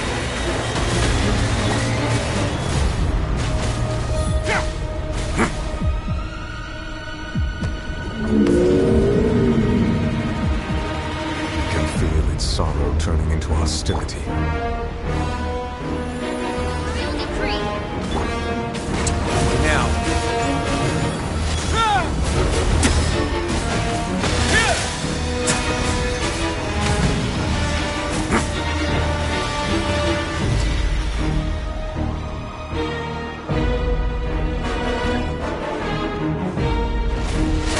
Devouring narwhal cannot resist its instinct to devour.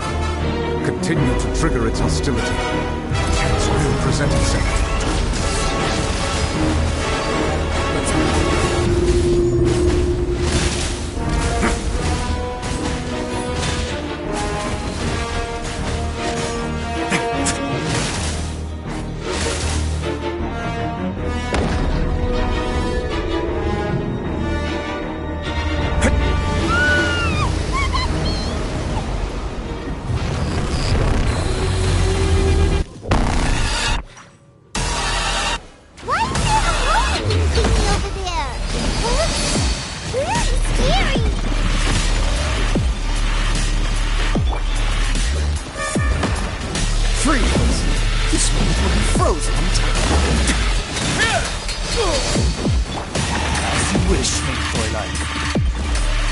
I have granted you my protection. Do not fear. Seize the moment and use my power to suppress its roots from within.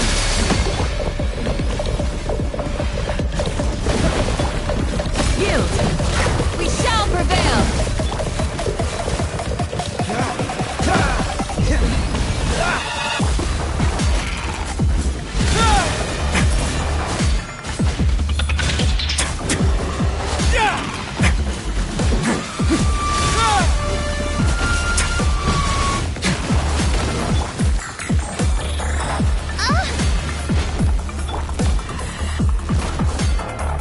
Dodge this!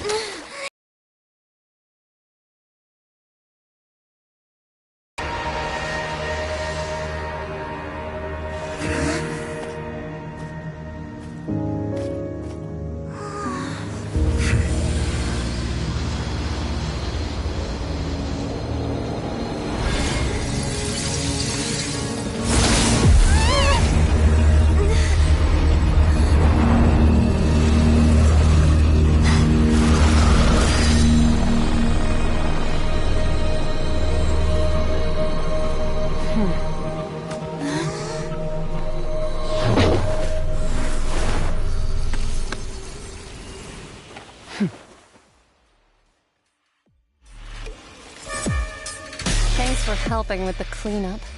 It should have been my job, but... oh well. It was just supposed to be a short private training session for me. I didn't think that my disciple and my master's pet would start brawling in the meantime. Well, actually, I had a feeling that it would happen at some point, but they bumped into one another earlier than I thought. What a blunder. I suppose I'll have to swing my sword 3 million times as penance. That power. Who are you exactly? Hyman has an idea. From what she said earlier, she must be Child's master. Skirk, right? It's just that he gave us the impression that she was the less talkative person. I simply did not have anything to say to the weak. But you, on the other hand, managed to defeat the all-devouring narwhal without using power from beyond this world. So you may speak to me as equals. I have to agree. It's a strange use of a planet's primordial waters just to raise an all-devouring narwhal. That kind of power is wasted on it. It's not cooperative. It eats too much. And I have more important things to do with my time than pet sitting. The only thing that creature has going for it is its looks. All in all, it fails as a pet. Miss Skirk? I think you might have missed the point. The point being? Well, being that this pet almost destroyed an entire nation. So what sort of person is your master? Well, Child's master's master. Wait, is that right? Oh, right. So you don't know him. Sorry, I assumed you did. His name is Sertologi. Huh? I am unfamiliar with that name. Huh. So Master isn't sufficiently famous. How should I describe him then? Have you heard of the name The Fowl? The Fowl? Still nothing? Well, how about the Visionary? Vetterfulnir then? Or Gold Rhindaughter? Ooh, that one we've heard! Rhindaughter's part of the Hexen Circle. She's Albedo's mom, right? Oh, so you do know that name. To be honest, I also heard all of those names and titles from my master. I don't actually know them either, but I suppose you understand now, yes? My master is likely a similar sort to Rhindaughter. They are both pursuing some form of perfection. Wait! Didn't you also mention a visionary person? Hyman didn't quite catch their name. Actually, never mind that. I believe it expedient to inform you that the all-devouring narwhal used up nearly all its strength fighting you. Such roiling hydro energies will prove difficult for the planet's deep seas to digest.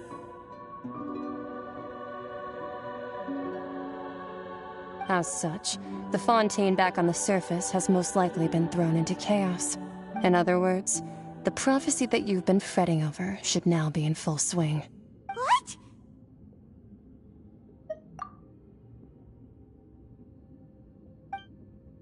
Not to worry. Focalor has already managed to deceive the heavenly principles. In the end, the people will all be dissolved into the waters, and only Farina will remain, weeping on her throne.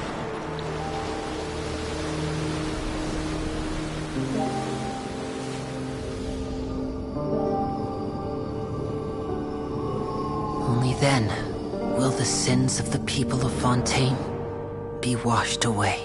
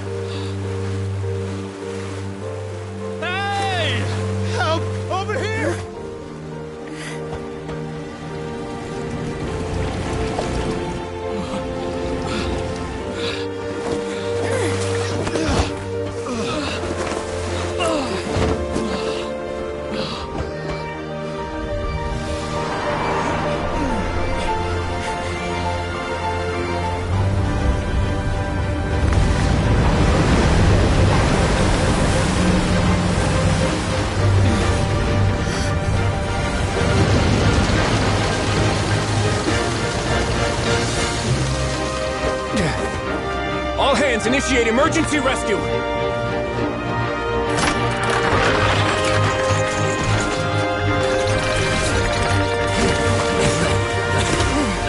Hurry!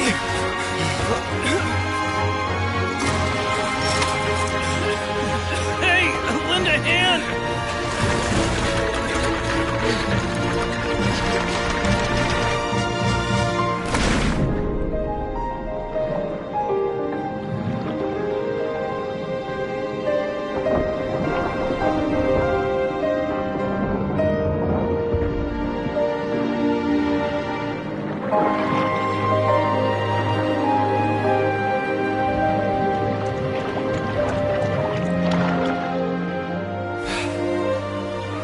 Look!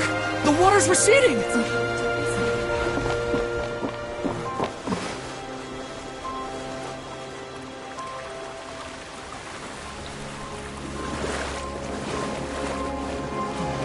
It's a miracle! Water's receding.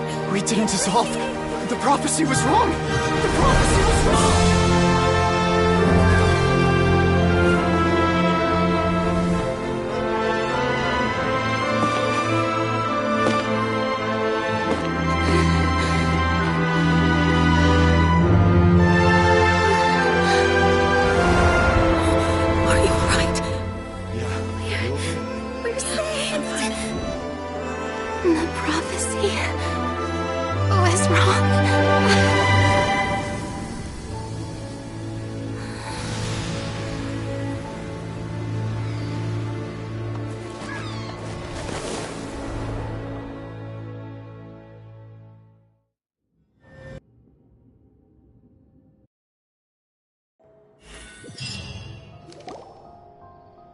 The soil renewed. The Spina di Rosula tax post-disaster rebuilding. I recently visited Poisson to meet with Miss Navia, spokesperson of the Spina di Rosula, and we spoke about Poisson's present and future. Old soil can still give birth to new bloom, Miss Navia stated. Hope is like seeing a small cookie when you're starving late at night. You just need a little of it.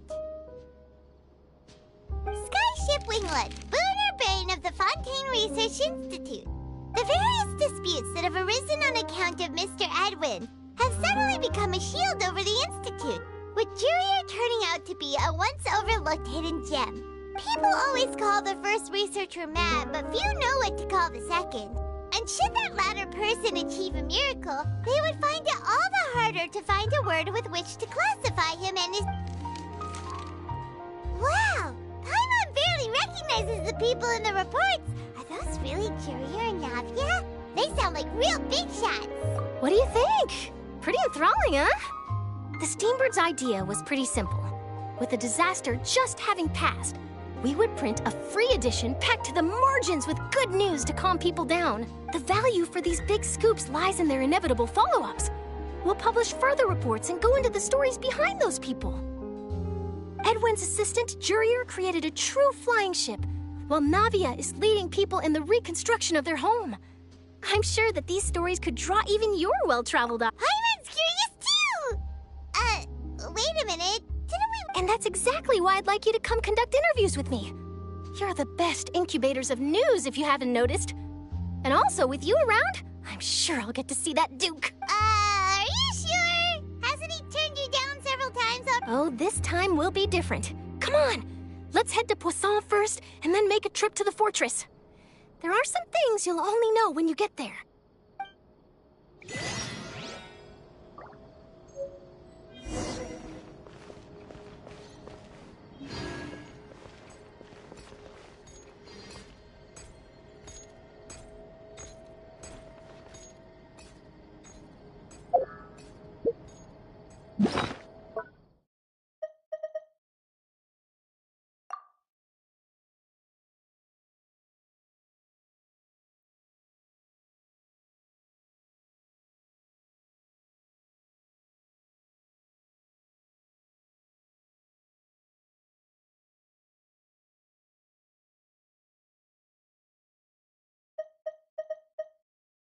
You defeated the Hydro Archon in the...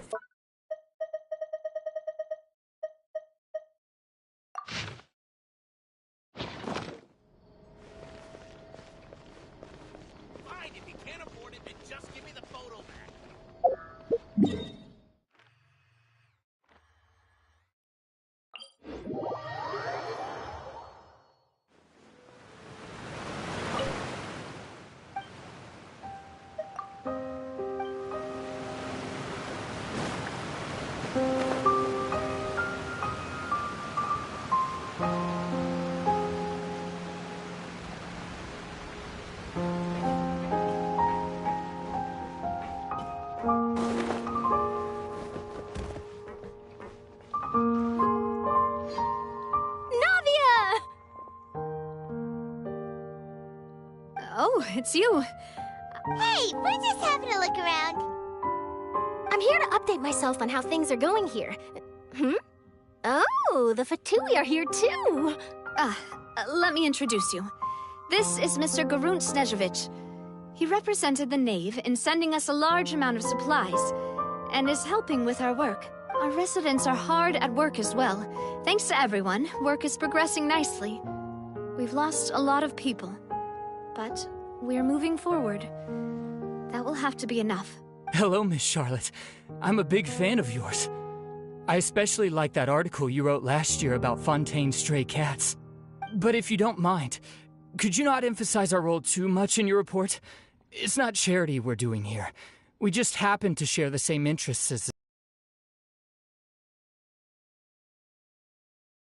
Or would you be willing to feature as friendly neighbors? That would be fine. Thanks.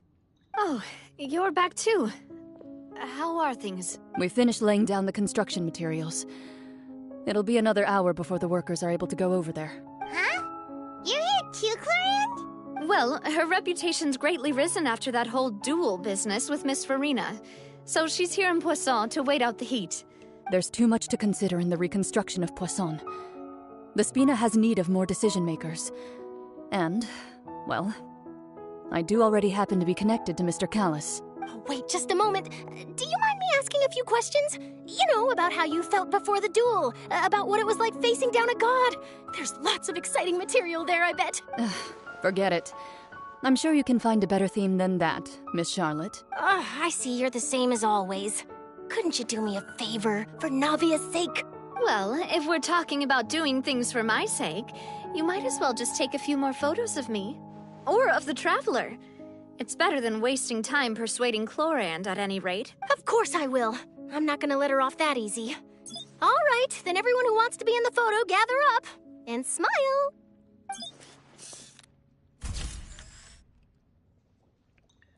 How did it go? Was it a good shot? Did Paimon look cute in it? Not bad. Your addition really helped the composition of the picture.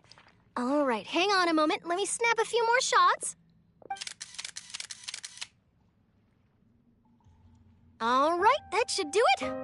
I'll be back here later anyway, so let's call it a day. You're very quick. Speed is of the essence when it comes to the news, and freshness is the key. Also, not to brag, but I'm pretty good at building connections. Who knows? I might eventually get that interview with... Wow, you really do have that never-say-die spirit. I'll hazard a guess that this is how you got that interview at the Fortress of Maripede. Whoa, you're well informed. Let me make a guess, too.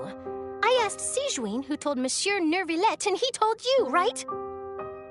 That's a very complete information chain. In truth, all Monsieur Nervillette asked me was, when did the Fortress become so friendly towards the media? I told him that it was best not to speak too soon. There's no guarantee that Ridesley will make a personal appearance. You're right. I've got to treasure every moment I have with them. In which case, I'll be making a move for... Stay safe now. And tell me if you hear anything interesting. I'll treat you to afternoon tea in exchange.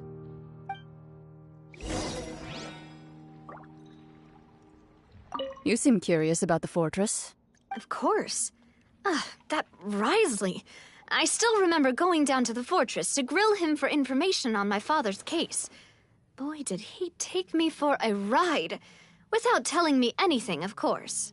But he did invite you to tea, didn't he? 2 large pots of it, in fact. It was good tea, though. I have to agree. The tea there is very good. Speaking of that, would you like to have some today? I mean, you've got time, right? Well, I'd be partial to some shortbread. Wow, it's like we've got a menu or something. Sure. Good. What flavor of biscuits would you like, Mr. Snezhevich? Me? I'm fine with anything. But I would prefer chocolate, should you have it. All right. Leave it to me. I'll go over the newly arrived supplies with you later, Mr. Snezhevich. We should be able to finish the preparatory work today. That works great for me. Huh. Is it just me, or did you get a new lipstick? I did. It was a gift from Sijuin. Want to give it a try? I think the color would suit you, too.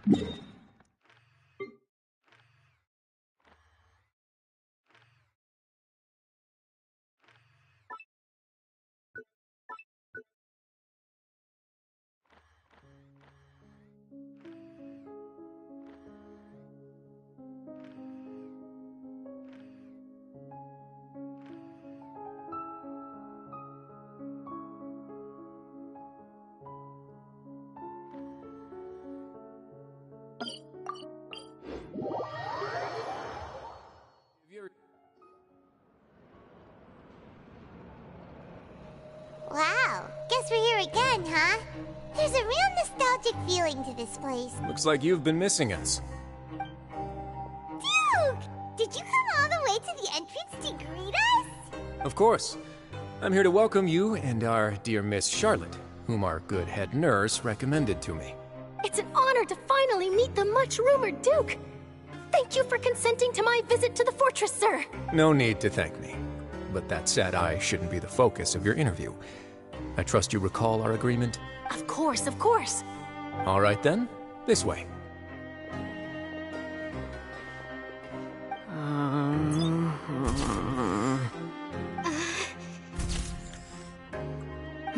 Hey, no need to be so nervous. I've already taken, It would seem that Miss Lorvine doesn't want her face to... Sir, please don't say things like that. But it looks like dear Mr. Jurier denies it. Might this interview be very important to you, then? No, I just... This is my first time being interviewed, and I'm very thankful to the Steambird for... Now, I might not look it, but I actually did meet Mr. Edwin once. And I'll be honest, I enjoyed chatting with you more. You've definitely got more of that genius vibe going on. The boat that brought about a miracle, the ark that saved the people. Why, you recreated a myth back there, like an emissary of legend. Still, if I might ask, where's that flying ship now? Huh! Looks like Charlotte's trying to get herself another exclusive scoop. I have to apologize, but that ship is presently in the bowels of our factory. I'm afraid it won't be easy for you to get a shot of it. Really? Well, then in that case, could I have an interview with you to make up for that loss? You already know my answer, I'm afraid. Best you interview our head nurse instead. Or perhaps you'd like to take another photo of this couple of researchers? Did you really have to use the word couple? Well, then, 2 solo photos will do. Is my hair messed up? Please, someone help me have a look. Things sure are getting pretty lively here. Oh, seems like everyone's here. Would any of you like to try this new drink I came up with? Ah, Siegeween. Hey, Miss Charlotte. Why don't you, take some pretty photos of our head nurse? Sure. Come on, Miss Siegeween. Over this way. Let's find a brighter spot. Huh? Sure. Do I have to smile? So, how have things been at the fortress? Same old, as you can see. Fontaine's undergone some changes, but this place is still more or less the same. Other than that flying ship, it got a tad too much attention, I think. That's why I decided to let the interview go through. We should direct more public opinions toward the behind-the-scenes heroes. Am I right, Mr. Jurier? Miss Lurvine? You're too kind, sir. I believe that you too should have your day in the sun. Not that you would want that, just pity. I'll just leave the spotlight to you two.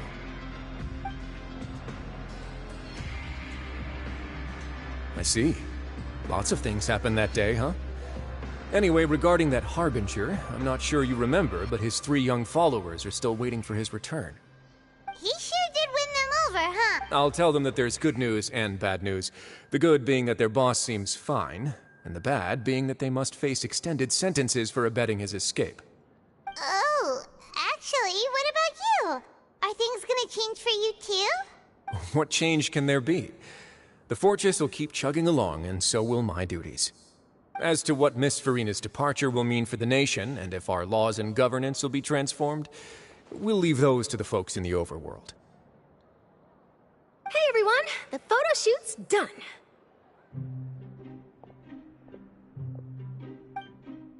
Good. In that case, let's call it a day here. Thanks for your cooperation. Come on, Traveler, let's go. Till next time, everyone. There'll be a next time? Maybe. Who knows? I might write a story about the underwater factory next time. Until then. All right, last stop, the docks. Oh, you know, I'd love to see you in one of Charlotte's photo shoots one day. Is that really necessary? Our line of work doesn't really require much photographing.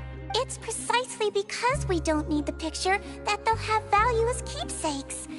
You don't really look all that opposed to the idea, you know. Maybe I'm just happy that I managed to once again avoid the spotlight. I think this interview went well either way. Yes, you successfully kept prying eyes away by using Mr. Jurier and Miss Lurvine as shields. Very good. You should be happy for them. They have a bright future ahead of them.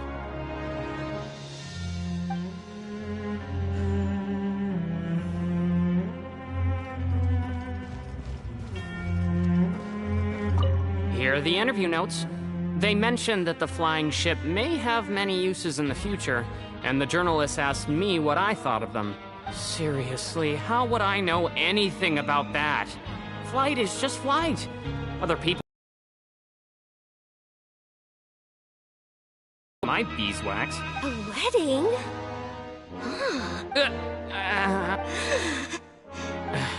Why are you looking at... So the flying ship can be used for weddings? I didn't say that. That journalist mentioned it, and what does that have to do with us? True. What does that have to do with us?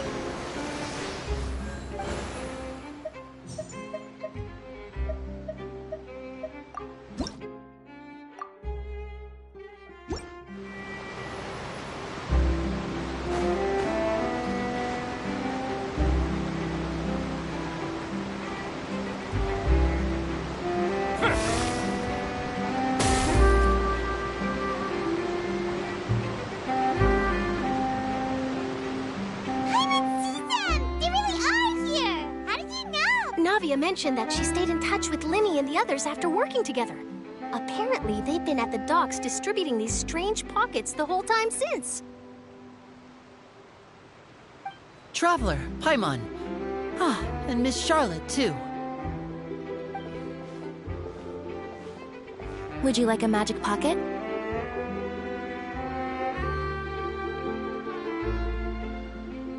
What sort of gadget is it? It's a wondrous bag that can be used to carry many things. The water level has returned to normal, but if you see any of your things floating around, you can use this to carry them. Trick a friend? I wonder which of my friends would fall for that.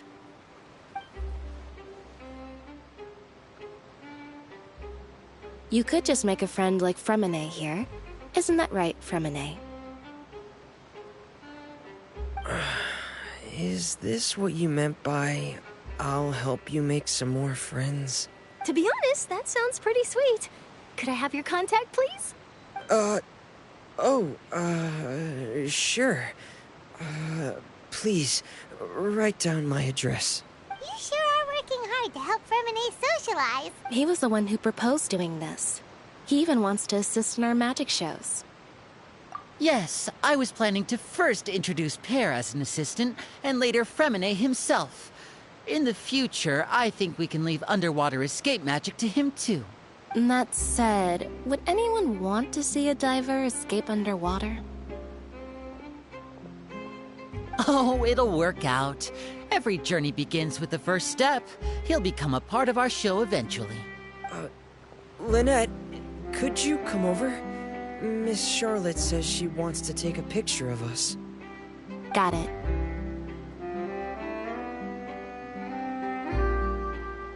My, that Charlotte is rather perceptive. She got rid of everyone the moment she realized I had something to say to you. So, how have things been, Traveler? Father says that you did a great deal during the latest events. She's very grateful for your contributions to Fontaine. That's all right. We were more than happy to help. So, what's she doing now? Oh, I guess you haven't heard. Well, after Lady Farina left, Father and Monsieur Neuvillette opened negotiations, during which he gave Fontaine's gnosis to her as a diplomatic gift. A diplomatic gift? A gnosis? Yes, I was quite surprised at first myself.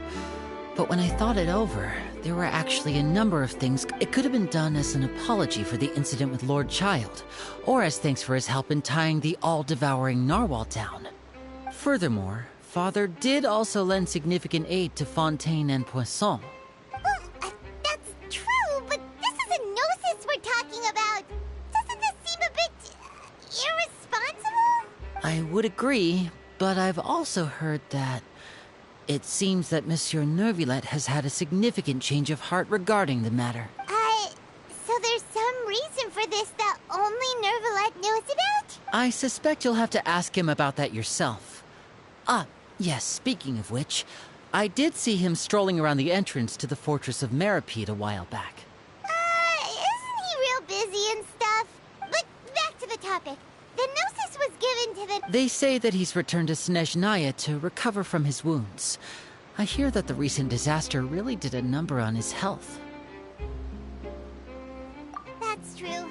When you think about it, we've had loads of run-ins with the... So shocked by such a simple switching of sides?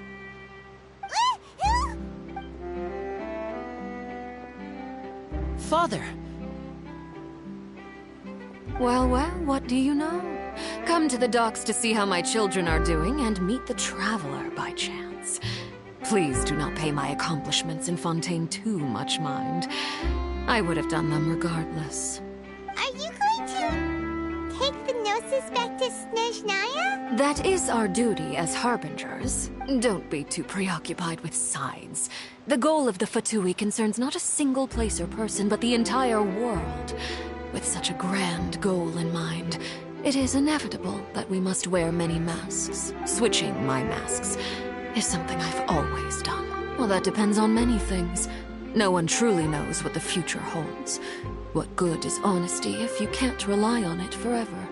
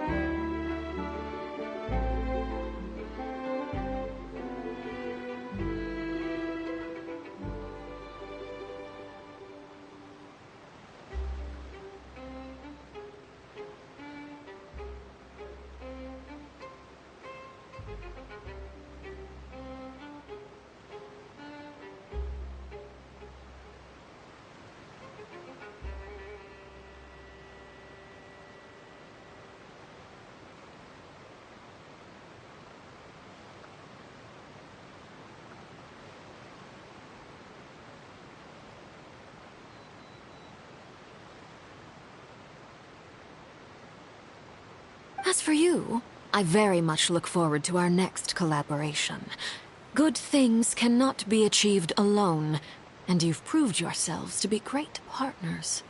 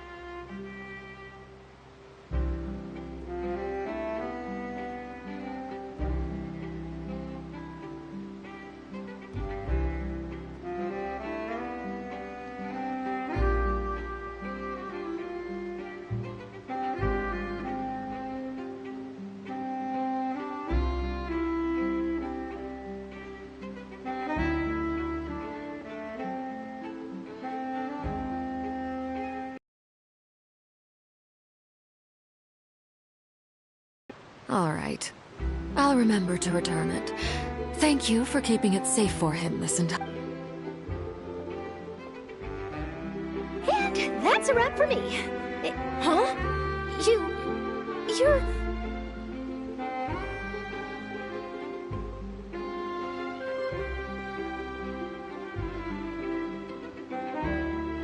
Greetings, Miss Journalist. Hello. If I'm not mistaken, there are diplomatic channels I'll need to report to take a photo of you. That is correct. So forgive me, but I will not be able to serve as a subject in your article.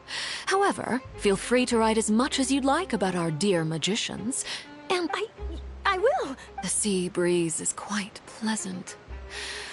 I shall continue my walk while the weather remains so agreeable. Farewell.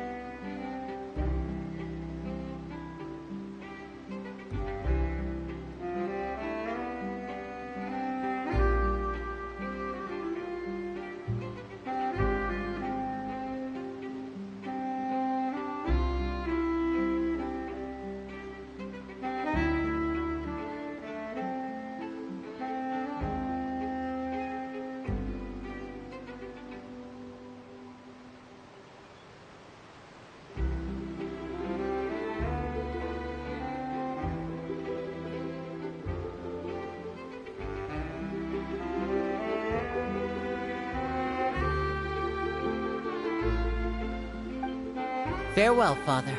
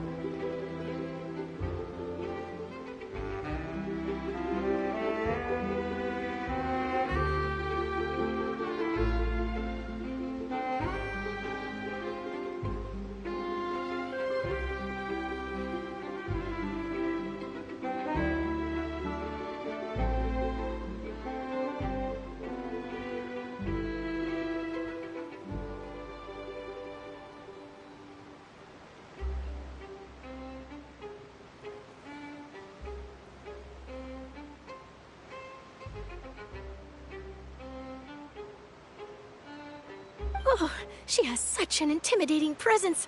I didn't even dare to take a picture. Thankfully, I've already wrapped up all my pre-scheduled interviews. Thank you all. Don't be too nervous. Why don't you take a magic pocket before you go? Here, Traveler, Paimon, you take one too. To move things about? That's right. Funny. I was giving out magic pockets when we first met too. And what do you know? I'm doing the exact same thing right now. So many things have happened, but the pockets are still the pockets.